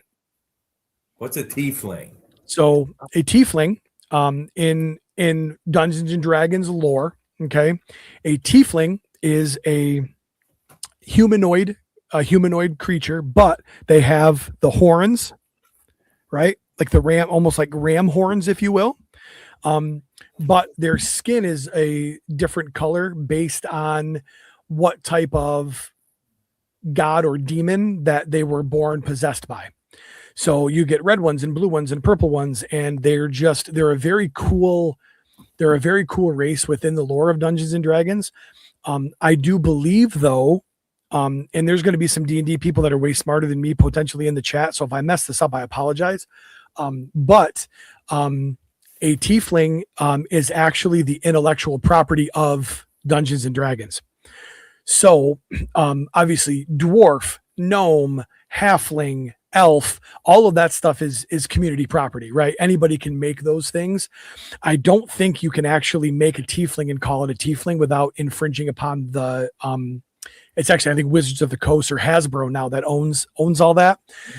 But some of the other RPGs have gotten around it by creating a similar race just with a different name. The tiefling name is kind of what's there.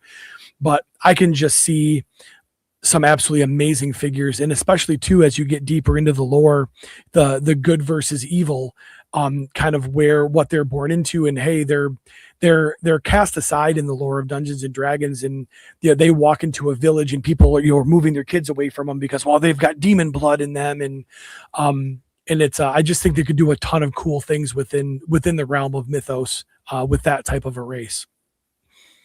Nice. What are your 5 favorite Legions figures, and can you explain why? Absolutely. Would you be willing to put the picture up that I sent you, Brad? I want a pick here. All right. So I did a little work today. I wanted to make sure that I was prepared for tonight. I think when you just look at this picture, you see a theme kind of right out of the gate. And then you look at my hat, and then you look at my shirt, and we're all themed here. So Brother Mandibulus for me is a figure that is just out of this world. And so he's got to be in my top 5. Vorgus version 1, number 2, version 2 is cool, but I got to go OG. I love the blood armor. Like it's evil, and I love it. Sir Gerard, for 2 reasons. One, I love the black and red Templar cross. That helmet is 2 steps above fantastic. Yeah. The wings on that, the paint scheme, and of course, I got to throw some love to Jeremy. How is that figure not in your top 5? If it's not in your top 5, you're wrong, and that's fine. You're allowed to be wrong. That figure was like ahead of its time before it. Oh, absolutely, man, absolutely. Gorthok. I love me some orcs, and I love that armor. The color scheme and the paint job on that orc just sets it above every other orc. I just absolutely love it. And then, of course, up in the other corner, you've got Romulus. I tried to, picking your top 5 favorite Mythic Legions, it's like it's your top 5 porn stars. Like at the end of the day, what are you feeling? I go, I want big titties today. Hey, I want a little, it is what it is. So, but those I thought were a pretty good representation of a couple different types of figures, a couple different factions. But I've gotta throw a shout out to Praetorian. I snuck him in here. I know it's only supposed to be 5. Borrier is the first ever Mythic Legions figure that I got. Not only was it my first Mythic Legions, but it was also a gift from an amazing friend, Bill Watson, known as Joe Crazy Bill in the community. And then of course I snuck Clavian in there because I had to throw a full on Skelly, and it's got to be the red one, So yeah, I mean, I could have, I got some honorable mentions. The Unknown one is absolutely one of my favorite figures. Plus I got to buy it, at a con, and it's an exclusive. Scaphoid. I mean, how do you not pick Scaphoid? It was tough not to put him on this list. Zarya for obvious reasons, the demon aspect, and plus she's my color scheme. Plus it would have been my only female in my top 5. Dubin, that's my D&D Ranger character brought to life. So that one hits me, and I love that figure, what they did with that. Krotos is one of my all-time favorites, the only one of that type of race with the cloven feet. I just think that's super cool, and that to me is very much it brings back the Peter Jackson and kind of the Greek stuff with just that type of mythological character. And I just thought they could knock that one out of the park. So yeah, there's definitely I could mix and match a top 5, probably 3 or 4 different days of the week, depending on when you ask me. But I think this to me is a pretty solid shelf of favorites. Nice. It is one hell of a top 5, man. Brad, turn up the heat on this guy. Turn it up. Because he's not sweating. In the fire.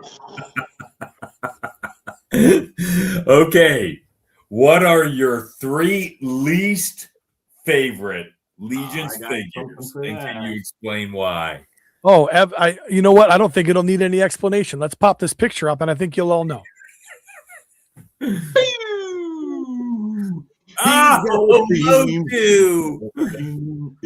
a He-Man theme.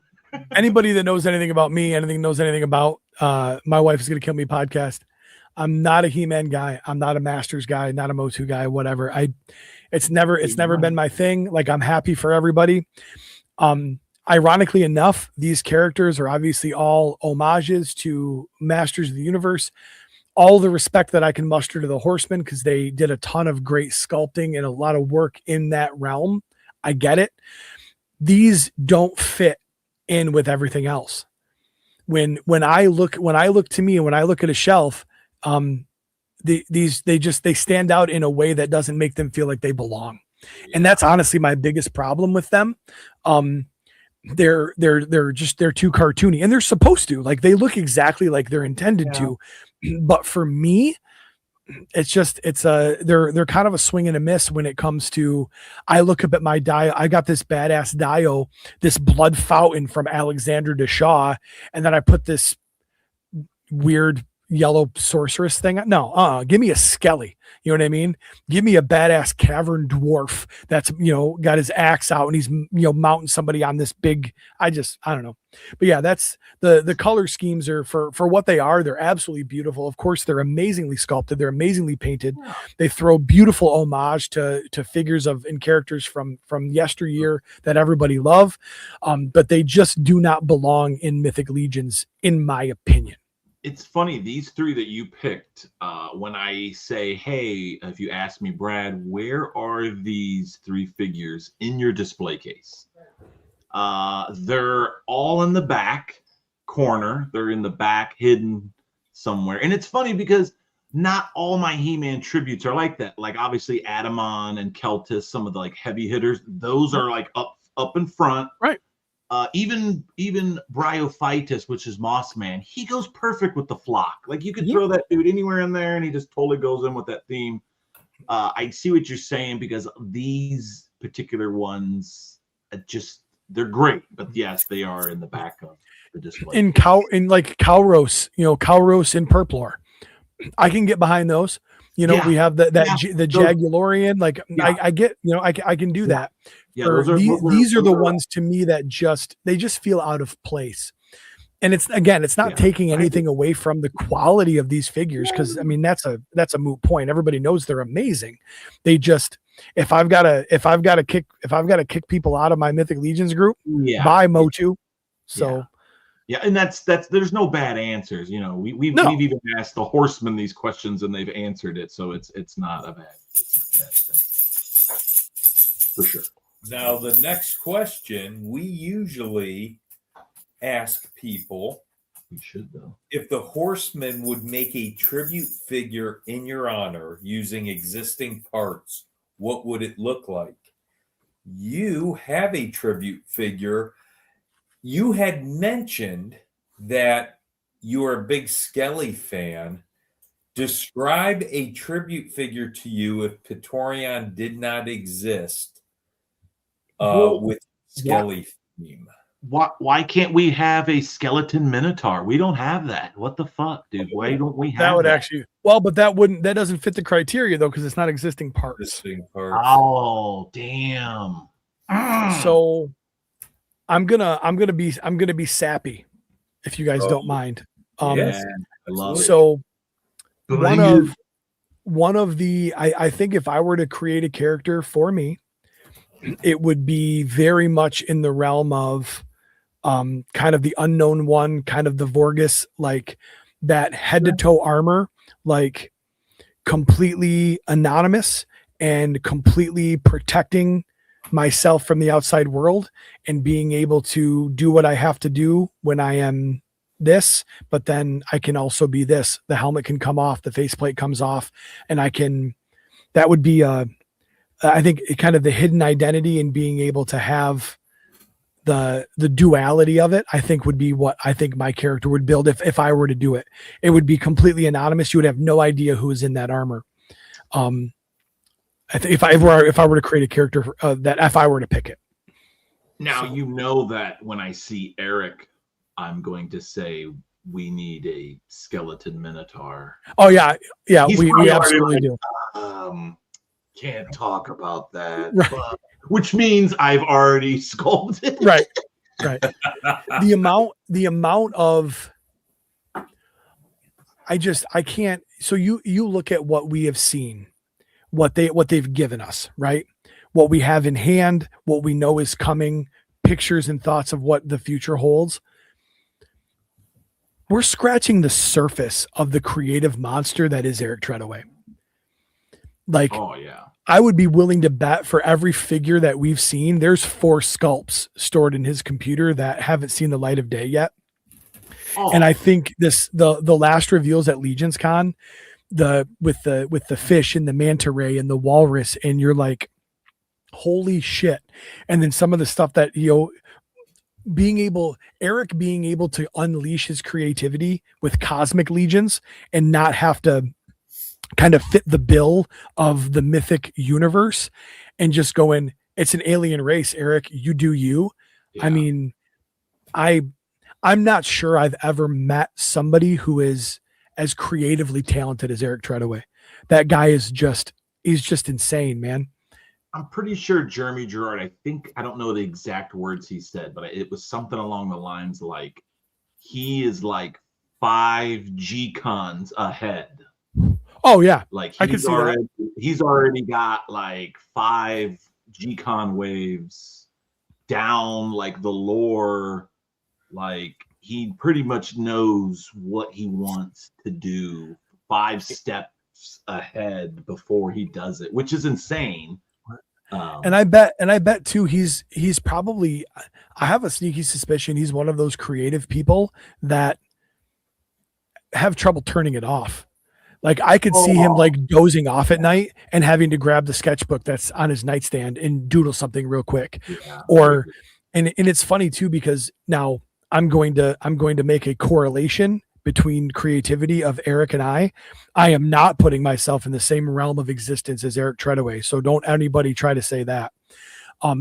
But I'm driving down the road and I'll say to my wife, hey, will you text me breastfeeding in public? And she goes, okay. and she shoots me a text message. It's because I saw something, I heard something, I thought of a comedy bit, and I'm driving. So she'll text it to me so that I can sit down on my phone and I can work. And so being a person that does try to be creative, I know like some inopportune times of where like I am all of a sudden I get an idea and I get a thread kind of pulling at me and I want to sit down and I want to craft a joke. Well, then all of a sudden I'll actually sit down and I'll look at 14 text messages and 9 notes that I've made in my phone. And I go, what the hell was I thinking when I wrote that? Like I have a note in my phone that just says slow children playing. And I'm like, well, what was I? Oh, okay. So then I have to actually think about it. And then I go, oh, I was thinking about, slow children playing.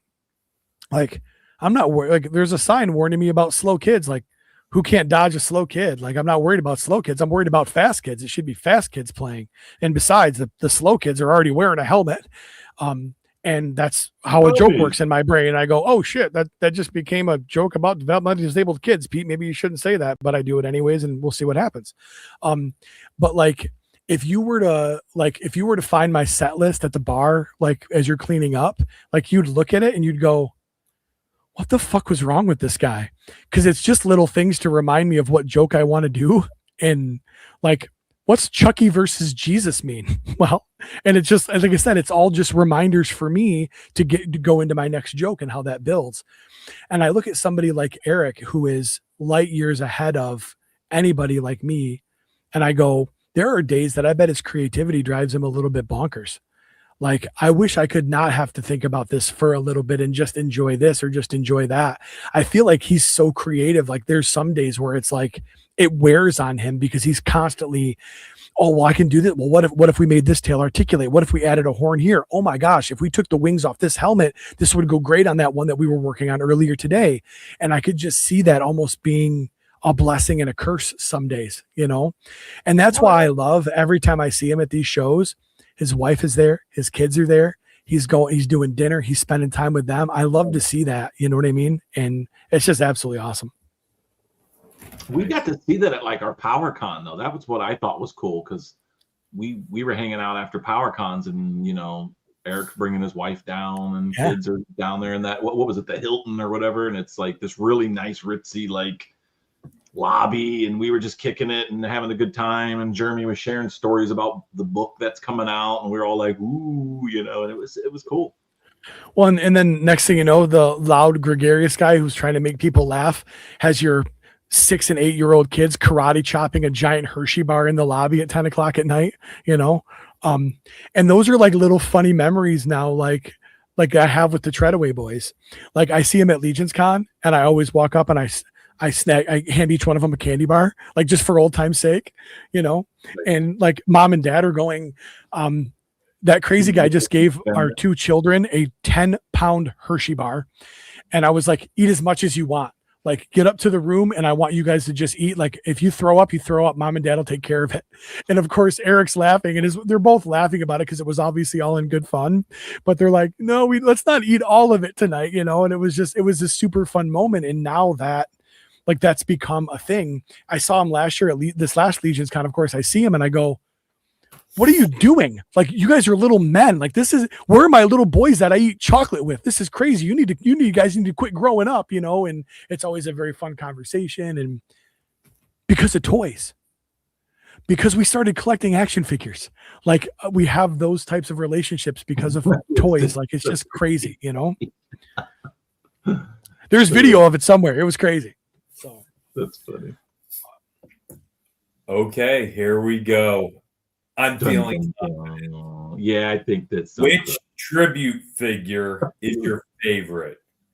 Broder of Bjorngar with his massive metallic love pillow pauldrons, or Mir Caspar / Scapular the Crypt Breaker 2. So I wanted to answer this question appropriately, so I actually jotted it down. Which tribute's your favorite? Brodar, Ymir? Neither. One is too ornate. One is too noble. And they both came after the Furious Four, so they're tainted. So Tainted. It's so funny to me. I'm looking at the pictures today. I'm refreshing my memory to make sure I knew, you know what I mean? And I'm like falling in love with both of them all over again. But I will tell you that while I could pick each figure apart and pick better things, like I like this more than I like this, I like this more than I like this, to watch you guys get your tribute figures, that will forever make those characters two of my favorite figures, because I had the opportunity to know what that feels like, and to see you guys get that same honor and be in that room, that palpable level of like just respect and admiration and how cool that is. You can't pick between those two, man. When you become part of the Legion's group, right? When you become part of the people that have what we like to call the tribute tribe, right? That's a brotherhood that forsakes all of the other figures. By the way, Jeremy DeWitt working on a cool ass logo for that. So this year for Legion's Con, we'll actually have tribute tribe t-shirts, so we can rub it in all of the muggles' faces, and all of the normies will have to know that we're the ones that got figures. So instead of trying to knock you guys down for your figures not being as cool as Praetorian, instead of trying to pit you guys against each other, I'm recruiting you into the fold so we can team up against everybody that doesn't have one. Mike. Because that's what real bullies do. Mike, you know what this means, Mike. Does he? Do it. Do it. This has never happened before. Never happened before. You will be knighted by all three swords, damn you! All three swords.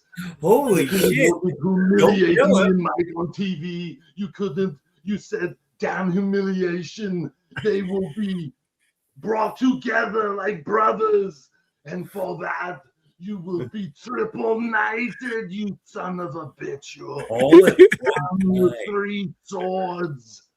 Straight down. Look at this one. It's magnificent. All of them magnificent. The first triple header. No one's got a triple header ever. Oh. Damn triple header. You were the first. How did you know I like my swords 3 at a time? Well, I mean, oh my God, not all three swords. Yes, all three swords. I'm absolutely honored, man. Absolutely honored. I mean, you can still get knighted again. There's still more possibility, but that's a triple knight. A triple knight. That's awesome. It's just never happened. There is one more hot seat question for you, my friend. Okay. And this is where it is scalding hot on your ass cheeks. I mean, you might have to kind of hover over the seat right now. Its tail got burned. It burned its tail. Praetorian, who is your favorite My Wife's Gonna Kill Me co-host, and why? Oh my God. Mike, you're killing it. This is absolutely the easiest question you could have asked. Everybody Everybody already knows my answer. I've brought him up numerous times this show already. And of course, it's Curtis Ackerman.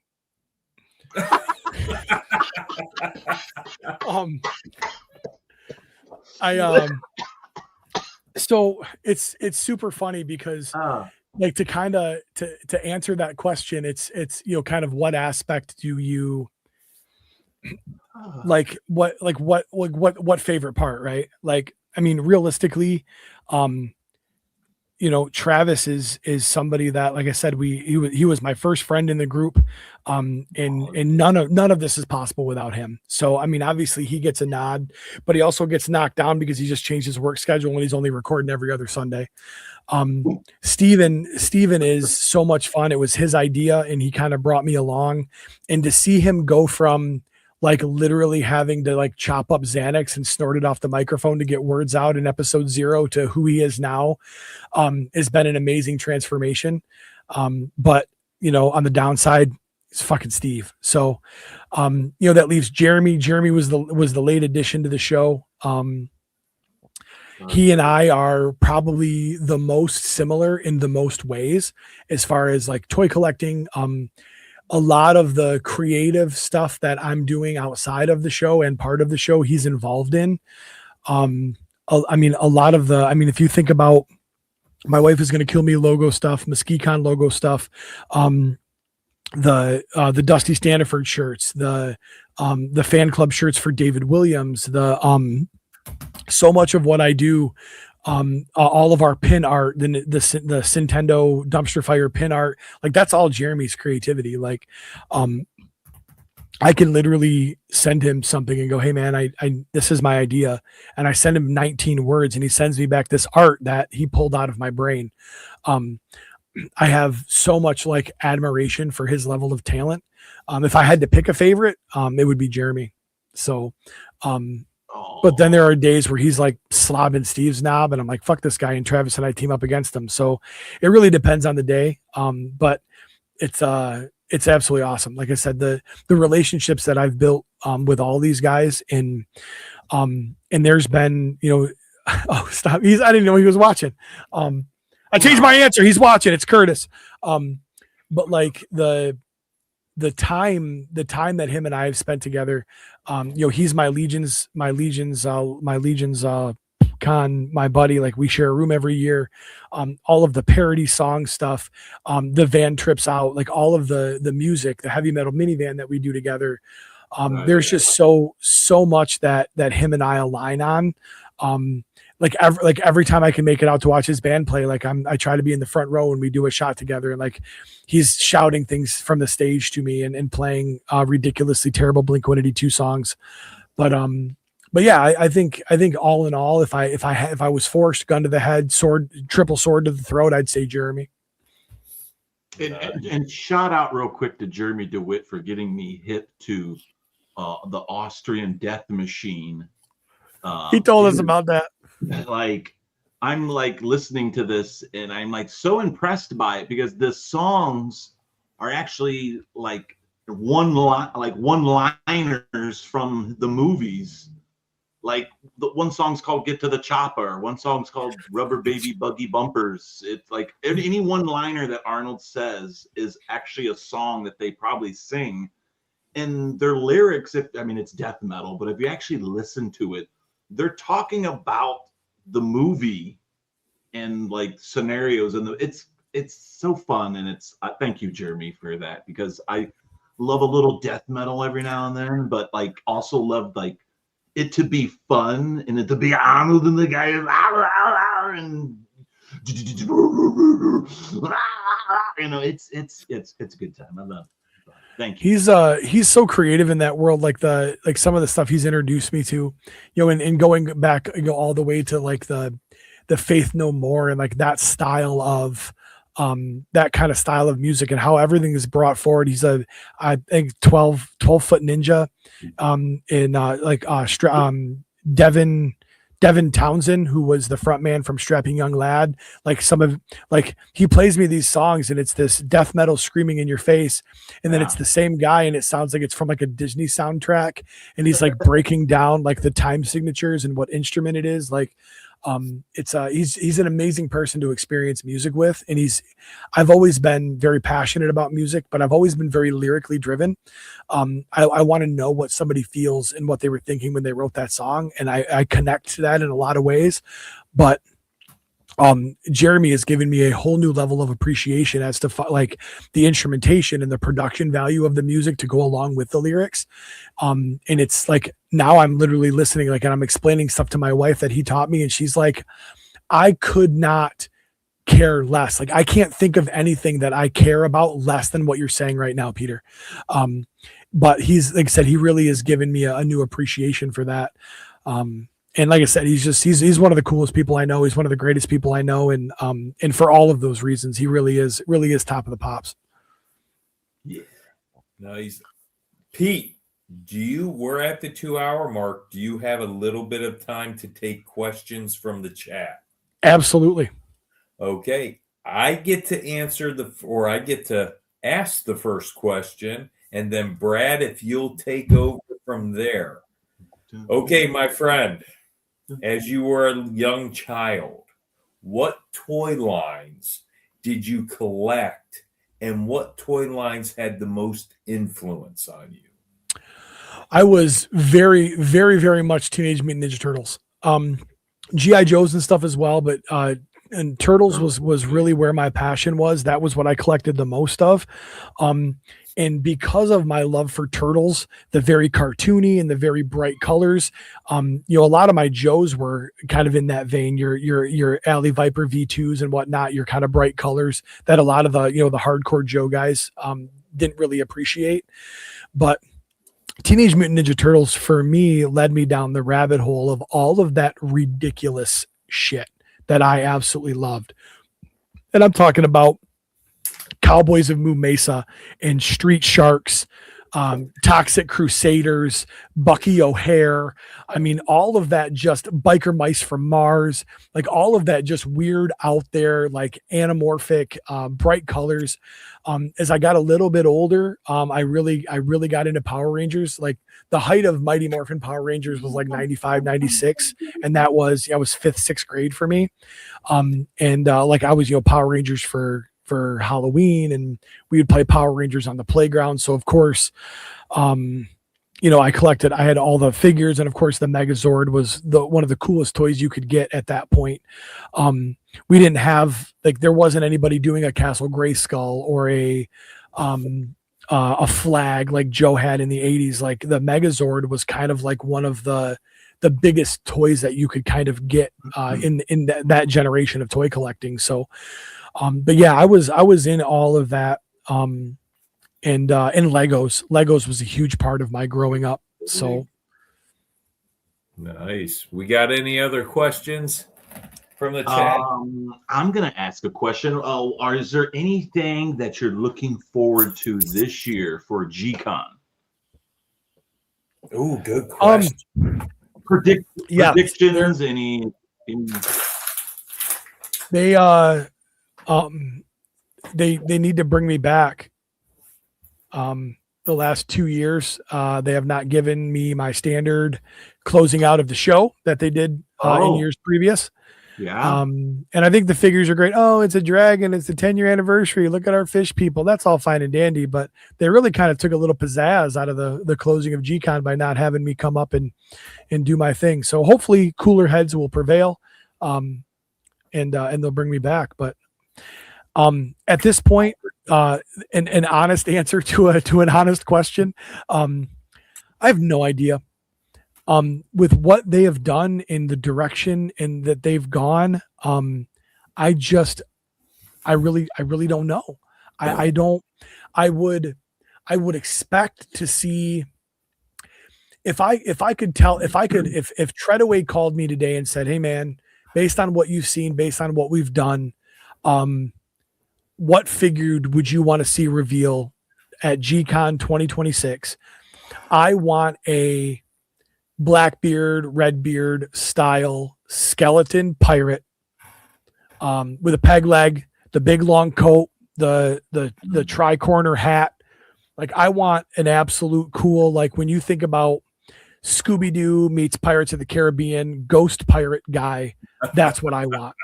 I think he would fall right into the lore of especially of what they're doing now with the seafarers and that stuff. Oh, yeah. And that would hit me obviously right in the feels of my skeleton. But to have a kick-ass pirate, now I will tell you that there is somebody whose fault that is, and that's Mr. Patrick Boyle from PB Customs, because those pirate customs he did a couple years back and he's continued to do, I just fell in love with those things, man. They were so cool. And I think that to get one of those in the lore would be absolutely rad. Now, see, this is a messed up question. Who is Brad and Mike's favorite My Wife's Gonna Kill Me podcast? So are we on the hot seat? Yeah. That is turning the tables. It sucks because there's so many of you, and I know each and one of you in such different ways and also same ways, and have memories and experiences with each of you that are great. a lot of them are outside in a circle out in the or out in Valet or at the fire pit. I have a good time out there. We tell stories and good times, but that's a hard question. That really is. It really is. Where you want me to go? I would, oh man, I don't know, dude. I don't know. It's funny because I feel like the first time I met My Wife's Gonna Kill Me podcast, the first person I think I met was Jeremy. But then me and Mike was hanging out at the Days Inn in that little breakfast place, and it was Pete and Travis. So, and then we seemed to get along really well with Pete and Travis, and then it seemed like it took a while to get Steve on board. Yeah, he was sleeping at 5 p.m. because he's an asshole. Because Mike, remember that time where I was doing a live? Actually, it was probably that same live where Pete was being really cool and like did the shirt off thing. But by the time we had gone around the whole thing, we came back to My Wife's Gonna Kill Me podcast booth where it was Jeremy and Steve. And remember, I walked back behind Steve and Jeremy in their booth. And what did Steve say to me? Who the hell are you? And what the hell are you doing back here? Get the hell out of here. Now, I know I told you, get back in there. I know he was joking, but it was one of them things where I was like, I think Steve's being serious. He doesn't like me. Okay. He started walking out of the booth, and I go, get back in. I know Mike's like, get back in there, dude, and play the game. It's a part of the show. And I'm like, but he sounded serious. Like he was. And then Jeremy DeWitt came to the rescue and started talking about Mega Man shit. It just totally just calmed everything down. And so Steve probably wouldn't be number one, but so there's a fight between the three. So who's your favorite host? Well, it's not Steve. Let's just leave it at that. I think that's a great answer. Not Steve, I guess. Even though I love Steve, because after that, me and Steve have had good. Oh, of course. And whatnot. And then I won one of Steve's customs one time on one of the lives or whatnot. And so it's, like I said, I have memories with everybody. With Pete, I have memories with Pete every year at Muskecon. Pete gets a little too toasty and then introduces me to his wife for the 100th time. And it's a great, and I love when he introduces me to his wife for the 100th time. And she looks at me like, I don't know who he is, but you've introduced me 100 times. So that's and then we just sit there and laugh and laugh. It's a good time. I love it. So she absolutely hates that. And it's been this long running like inside joke because I am such a huge social butterfly and she is very outgoing and she is absolutely hilarious. But she gets the reputation of being very kind of quiet and shy and reserved because she can't get a word in around me because I am who I am. I kind of overpower her. So I always try to make her feel included. And I realized at some point years ago that I was constantly reintroducing her. So it's like become a joke now. Like we'll literally we'll sit down to dinner with like her friends and I'll introduce them. Like she's like, you son of a bitch. Like, you know what I mean? It's absolute, dude. It's so much fun. And I do it every single year at Muskecon, every single year. I was about to say, if you want to do it again this year, it's I will. Fine. I absolutely will. Yeah, it's fine. Because she totally looked at me like, dude, like she was like, it's the end of the night. What the hell? Right. It was great though. I loved it. Oh my God, we do have questions. Hold up here. Oh no, wrong one. Or Mike, did you want to answer this? Are you? I will answer this in confidence. Oh boy. Okay. Pete, you are not it. Only because. Oh, dude. If I pick you. Oh my God, that's great. I'm afraid. If you ever take your shirt off with those wonderful nipples, I'm so attracted to that it might go too far. So you're out. Fair enough. Jeremy, Done. you're out because I'm jealous of your beard. Look at my little thing. Oh, I know what Mike's doing. Yes, and you have this gorgeous, like, what was that one guy? What was that Grizzly Adams-esque beard? And then the other one who thinks he's an alpha. I knew Mike was going with that. Steve thinks he's an alpha when he's a beta. No, boy. No, you're not one of my things.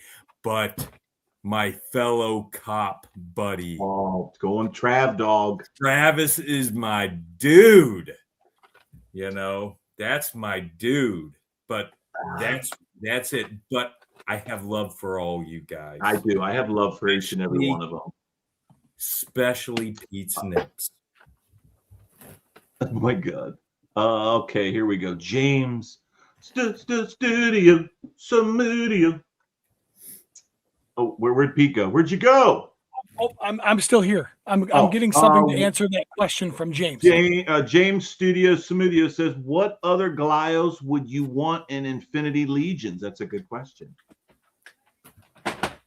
And I am grabbing the example so I can actually show you guys. Oh, he knows what's up. What day are you coming to Legions Con? That's a good question, Pete. Look at me. That's a good question.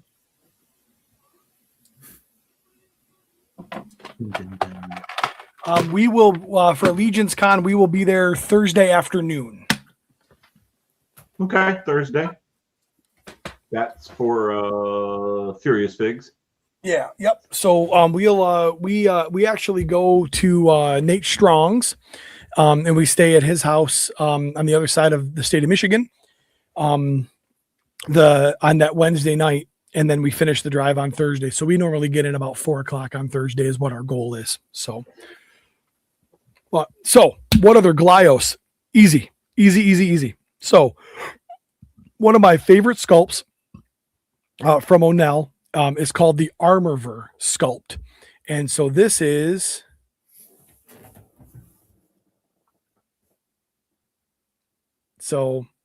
this has a piranha head on it currently. This is one of my absolute favorites. And so there's a wolf head as well. Wow. And then there's a armored helmeted head that you can get. I think this sculpt would be absolutely amazing in Infinite Legions. Obviously very cosmic-y. The other one, so that's an Onell sculpt. The other one is the spaced out design. This is the Geodraxis. Cool cannon. Two different heads. There's two different heads that come with it. This one happens to have a cape as well. But this is probably the sculpt I have the most of. I probably have 45 of these in different various colorways. But I just think that these would be absolutely amazing in the infinite scale of the 6-inch. And then also my hope is they do the same thing that they did with the current Infinite Legions, because they took the little Infinite Legions, these size guys, they made them into the 6-inch, and then they took that sculpt, they shrunk it down closer to Glyos, and then released them that way. And I'm really hoping they do that with every single Glyos Infinite, because having 3 various sizes is absolutely amazing. So that was a great question, James. And I was totally prepared for that. And I'm literally like texting people like, why is this not in Infinite Legions yet? So Mike, are you retired yet? Not yet. I have 12 shifts left. 12 shifts. So 12 shifts. May 1st is my official retirement date. My last day at work will be sometime in mid-April.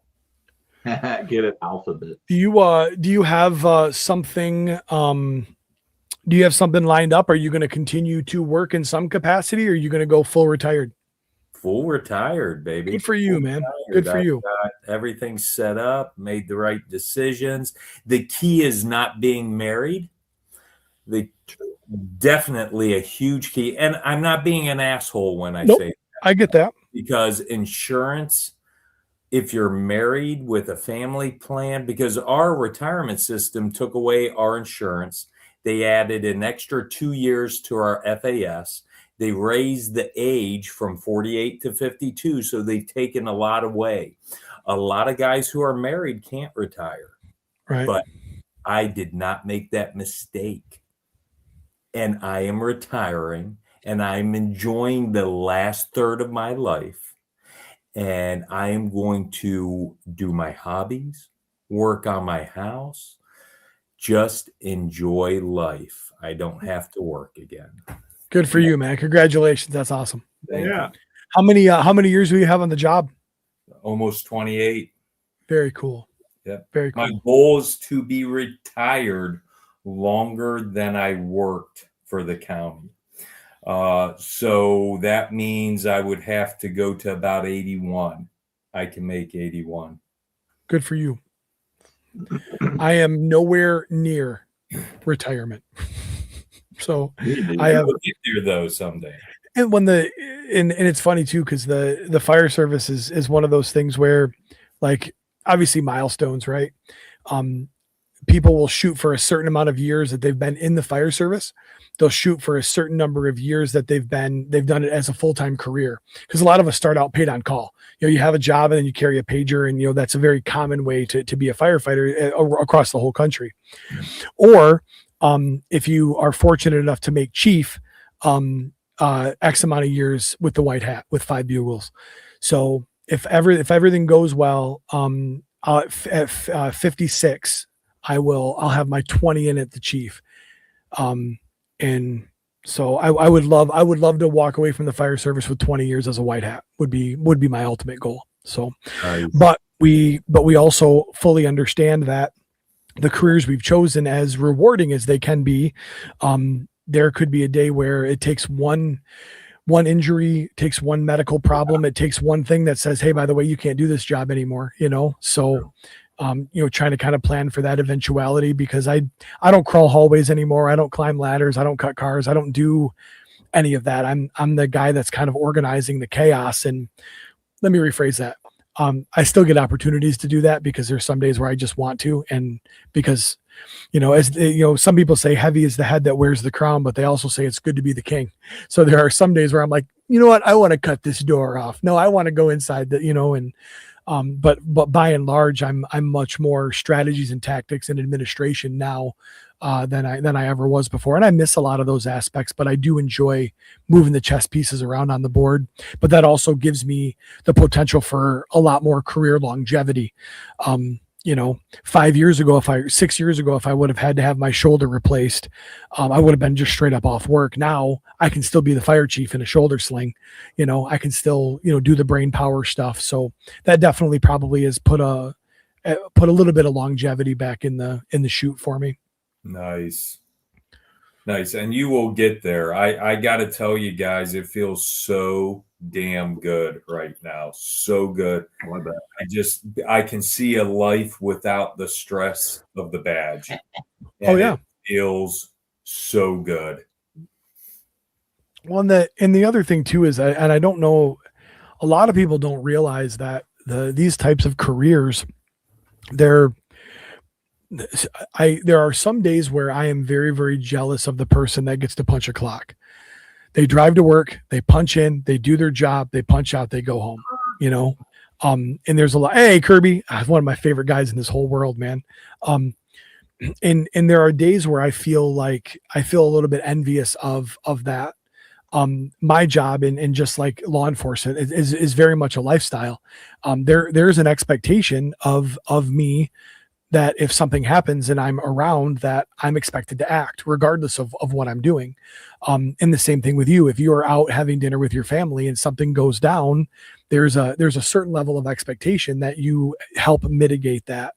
And doing what I do in a small town is amazing because I know everybody, and but it also means that I don't respond to stranger emergencies anymore. Every emergency that I see is somebody that I know, and I went to school with their kids, or I've coached their son in T-ball, or there's those connections. So, when I'm in my community, I'm always Chief McCarthy. I'm always Firefighter Pete. I don't really get to turn that off here. And that can be difficult at times, so the stress of being public safety or emergency services is really, again, not one where you get to punch a clock. Because if somebody starts choking in the middle of Culver's, I better get up and give them the Heimlich and try to help them, Yeah, it's just it's.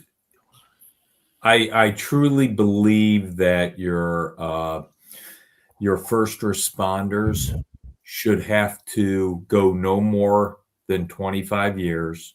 They should have full retirement benefits. They should have full medical for the service they provide the community. And unfortunately, as we see in the public retirement systems, they are taking more and more away from those wonderful people.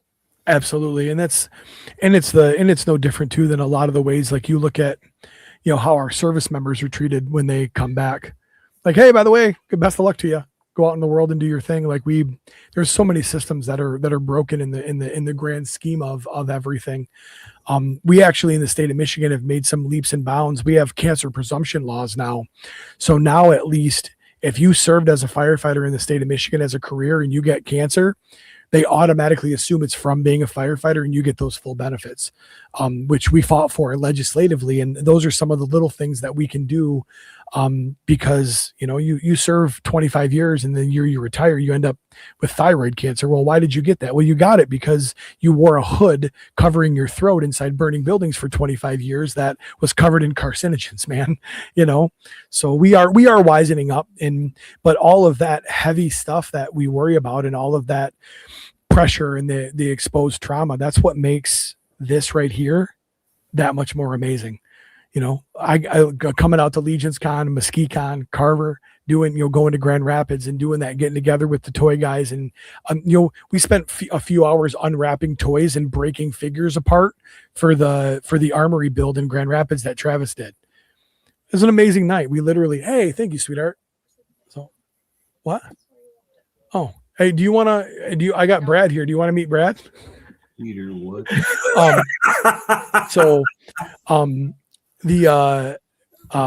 But again, that's what, and I think that's why some of this stuff is so important to me. And it's what makes it so special is because this really is a way for me to turn off what I'm expected to do every single day and just enjoy.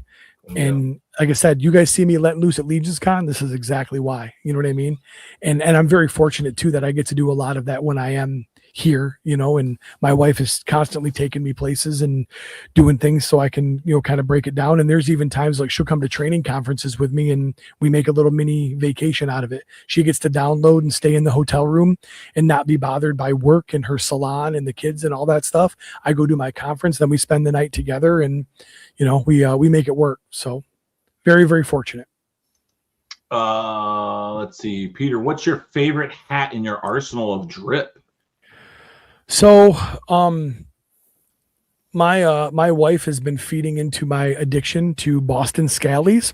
And so it depends on what outfit I'm wearing. It's very hard to pick a favorite. But it's to the point now of where, she's actually buying me themed hats and pins to go along with them.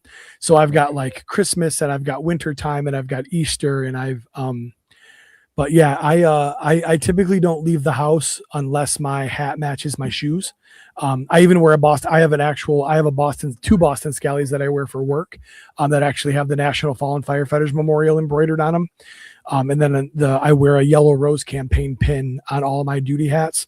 And the Yellow Rose Campaign is the first responder mental health and suicide prevention program in the state of Michigan, that I obviously firmly believe in. So yeah, I try to drip it out everywhere I go. But I have almost 20 Boston Scallies, not to mention some other hats. And then I have 14 pairs of Vans New Schools in various colors. So is it? Oh, it's Greg McTavish that wears. Oh yeah. Yep. And I couldn't believe how many people had them on at last year's Legions Con. So we are actually this year, we're going to be doing a Boston Scally Bros photo, and there will actually be a special commemorative Boston Scally pin that will be available. That is original art done by Jeremy DeWitt. And the pins will be made by our own George Gaspar from the Horsemen. Yeah. So not only, so if you rock your Boston Scally at Legions Con this year, we'll have a little bit of swag to throw on that and represent. So sweet, like it. Yep. Nice. Well, guys, is there any more questions, Brad? Because I think that's it. Jackie says, "I love Pete's matching outfits." Nice. Everybody at Legions Con or Muskecon. Like next. And Kirby jumped in the chat there. He's actually he's always a fun guy to have around. He's so amazing. Greatest hugs. But he actually is running Corey Schotzeneffer's booth. Corey can't make it. So Kirby's actually going to be manning a battle station at Muskecon this year. So wow. And I've only forgotten to send him the application like 6 times. So, hey, Kirby, sorry about that. I definitely will get that sent to you. Oops. Again, I'm not great at promoting cons. That's why I brought Jeremy in. So, but does Pete know who I am? I do not. Furious Figures obviously knows me, and I should know this, and it's embarrassing that I don't. But I always forget everyone's name. I do not know who that is. I always get confused. Oh yeah, it's Everett. Oh my god! So let's talk about Everett. So yeah, let's talk about this son of a bitch loves spending my money. Every single time there's Glios news, he sends me a direct PM so I don't miss it. I've spent thousands of dollars because of this guy. And you want to talk about drip?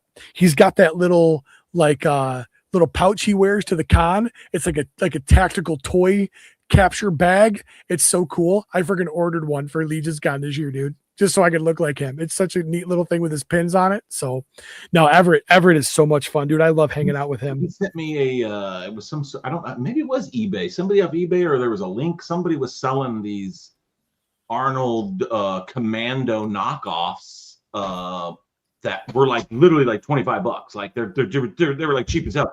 They're so dope. Like they're worth every fucking penny. You know what I mean? Because these are like the Commando figure goes for like over $100, like $150 or something. It's like, dude, for $25, it literally looks the same, comes in the same box. All right. The only difference is it has like some googly eyes. All the paint apps on it are great, but I bought like 3 or 4 of them, and like he's like, I know they're knockoffs. I'm like, dude, I don't care. They're for customs and they're awesome. And so he's good at doing that. Definitely. I think one of the last messages I sent him was, dude, I am so damn broke right now. Like Glios broke. Like I need him to give me a couple of weeks off, man. So he said, hell yeah, and it doubles as a Pringles holder. We ask Everett about his new beard. Oh, Everett rocking the beard. So is that because he's not shaving, or is that because he's got a new girlfriend and he's hiding another secret? Like, what is that referencing? Because Everett's a good looking cat. Like I could see that. You know what I mean? I'm looking like Mike over here. Yeah, baby. Yeah. Getting scruffy. Scruffy. Yeah. I gotta see. I've never seen Everett with a beard. That's gonna be different.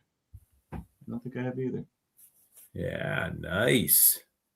I'm gonna take this time to plug next week's Legion's Lair, which is a regular show at 7 o'clock.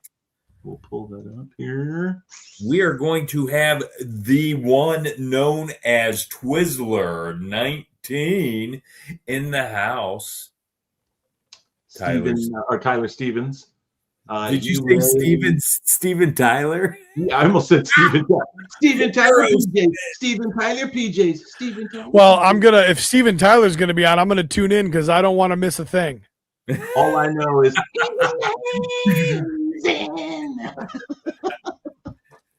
he's also crazy. You may have been at Legion's Con and had a guy come up to you and hand you these little Twizzler samples. I was able to get a couple of them from Twiz. They worked great for munchies back at the room later on that night. It was it was definitely well needed. I appreciate that. That's one of the greatest parts about the Legions Con community is you can randomly walk up to somebody like I did to Corey Meyer and go, "Hey, I love your mustache. What product do you use?" And then I literally came back home and he was like texting me pictures of it, and I was texting him pictures of my mustache all curled up with the paste he recommended. Yeah, all because I walked up and told some random dude that I liked his mustache, and now we're mustache buddies. I love it, dude. And that's you do have quite the stash going on there. What it's all about. Yeah, I don't do much with it. Like the intent is to curl it more, but I'm lazy. So Greg McTavish, I think he was the first guy I talked to, and McTavish uses wax, and that stuff's just really hard to work with. Like he's committed to that mustache, and I need to get there. So, but yeah, McTavish he's that guy that I look at again. Boston Scally, curled mustache, backpack full of homemade beef jerky. Like he's my kind of guy. So he's my kind of guy. Love him. Oh my God! What if it was kind of weird having a guy offer me candy without a van? Brian, you can get in my van anytime, buddy. Imagine Chuck Norris somehow got cooler. That's great. I think those are sandwiches, right? Are those little sandwich emojis? They are. Yep. Okay. Yeah, I need some probably some bifocals in my glasses because I'm getting old. Yeah, Grandpa over here is getting old. The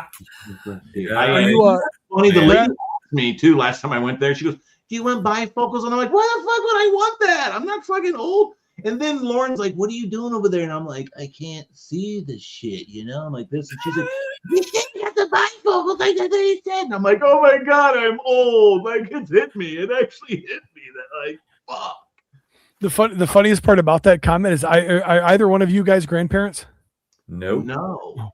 I should be, but yeah, no. Dude, I totally recommend that. That is by far the coolest thing. That little guy, man. Mike's son's obviously older than my son, so maybe Mike's son would probably have a grandson. I would think probably before I probably would. Yeah, Brandon's 25 going on 26. My son's 13, about to be 14, so I hope he's got a few. Oh, yeah. But yeah, I recommend that, dude. Being a grandparent's the best. So, yeah, and we actually, my daughter and her husband are going out of town this week, so we actually have him Wednesday night through Saturday. So I get to hang out with him all week. In fact, I took Friday off work just to hang out at the house and watch Bluey and eat macaroni and cheese. And so, it's sad you say that because my son, he's 14, and I look at him, he's like in a men's large, so I'm like, he's getting to that point where he's like as tall as me, he's becoming a man, and you're like, I kind of miss him a little bit being a kid, like you miss when it was simpler, when you're just like, like kid stuff, where you were, kind of relate. But at the same time, I thought of that. I go, well, you know what? The stuff that I miss now, I hope that when he is ready and has a kid and I'm a grandpa, I'll get to do those things again. And at least this time I can give them back, Right. It's like I can have fun with them, sugar them up, and then give them back. Send them home. Exactly. So I'm looking forward to that. Yes. My son just turned 15. He's done driver's training, so he's driving and whatnot. But he was this little pudgy kid, just like I was, standard, 8-9-year-old kid, and then all of a sudden, like he grew 7 inches and didn't gain an ounce. So he's out like playing wide receiver. He's working on being a quarterback, for JV this coming year. And he's got like a 6-pack, and he went from like went from my little boy to this little man, dude. And I'll never forget the first time he walks out of his bedroom and I say, "Hey, what are you doing?" He's like, "Nothing." And what I mean? All of a sudden I had that deep man voice. And I was like, "Oh man, my little boy's growing up." So yeah, I got scared. My son came downstairs. He's like all sweating. I'm like, "What the fuck were you doing in your room, bro?" But dude, he took his shirt off. He's like upstairs in his room all working out. He little pecs, little 6-pack. He's over there making these muscles, and he's hard as a rock. He's yeah, dude. He's cut, for being. Yep. And I'm like, I'm like, damn, dude. Okay, boy. Like you got, skin and bones, but yeah, you good for you. But yeah, that's awesome. Good times. Love these kids. Oh, They do grow up too fast because it does seem like it was yesterday that they were watching Paw Patrol, and it's like, when's the last time I watched Paw Patrol? Like, really? Like, what? Seriously? Mm-hmm. He even makes fun of me, like, Dad, I never watched Paw Patrol. I'm like, you fucking watched it. You were watching it, bro. He's like making fun of kids at school. Like, Dad, you should watch Paw Patrol. I'm like, bitch, you watch Paw Patrol. What are you talking about, bro? Dad, I never watched it. I'm like, bro, I was there. I know. Rubble on the Double, bro. How do I know that? How do you think I know Rubble on the Double? Chase on the Case, bro. I know this because I watched it. I remember shitting on you for liking Chase more than you liked Marshall. Who does that? Likes cops over firemen. Kiss my ass. I know, like, it's sad because, like, they started bringing cats into it. And I'm like, oh, my God, they got cats now? Like, oh, yeah. Good times. Bulletproof from Cops and Crooks is available. Hey. Nice. Knock it off, Everett. Yeah, I know he's fucking with you. Spend money, guys. Good times. Well, I guess there's other I think Jeff's show's probably off, but I think there's some other shows going. Is there another show going on? There's going to be the Legion's Kings shortly. Let's see. Purple Green Gang has something, maybe. I've never heard of half of these shows you guys are talking about. He's like, I don't. I'm like, who's Cosmic Jeff? Do I know Cosmic Jeff? Yeah, Jeff Evans. Jeff Evans. Who? Jeff Evans. Oh, okay. Yeah, you saw him, you'd be like, okay. Who's the Legion's King? Schmerber and Schmerber. Schmerber has a show. I love Schmerber. I thought Schmerber did New to Mythics. Schmerber is a man of many talents. Yeah, he's like Curtis too, so he's got a lot of shows. Nice. No, we love Schmerb. Schmerb's great. Schmerb should have Schmerb has a table. Did Schmerb get a table at Muskecon? Yeah. Yep. Okay. Yeah, he had one last year. Yeah, he had one last year. So he was slanging some toys. How much is a table? How much was a table? So a standard 10 by 10 booth is 125, quarters 175, and then a 6 by 8 artist table's 100. Gotcha. Sweet. Nice. Schmerb has many shows. Schmerb's is the best. He is. I will. Schmerbenberber. That. The Schmerbenberber.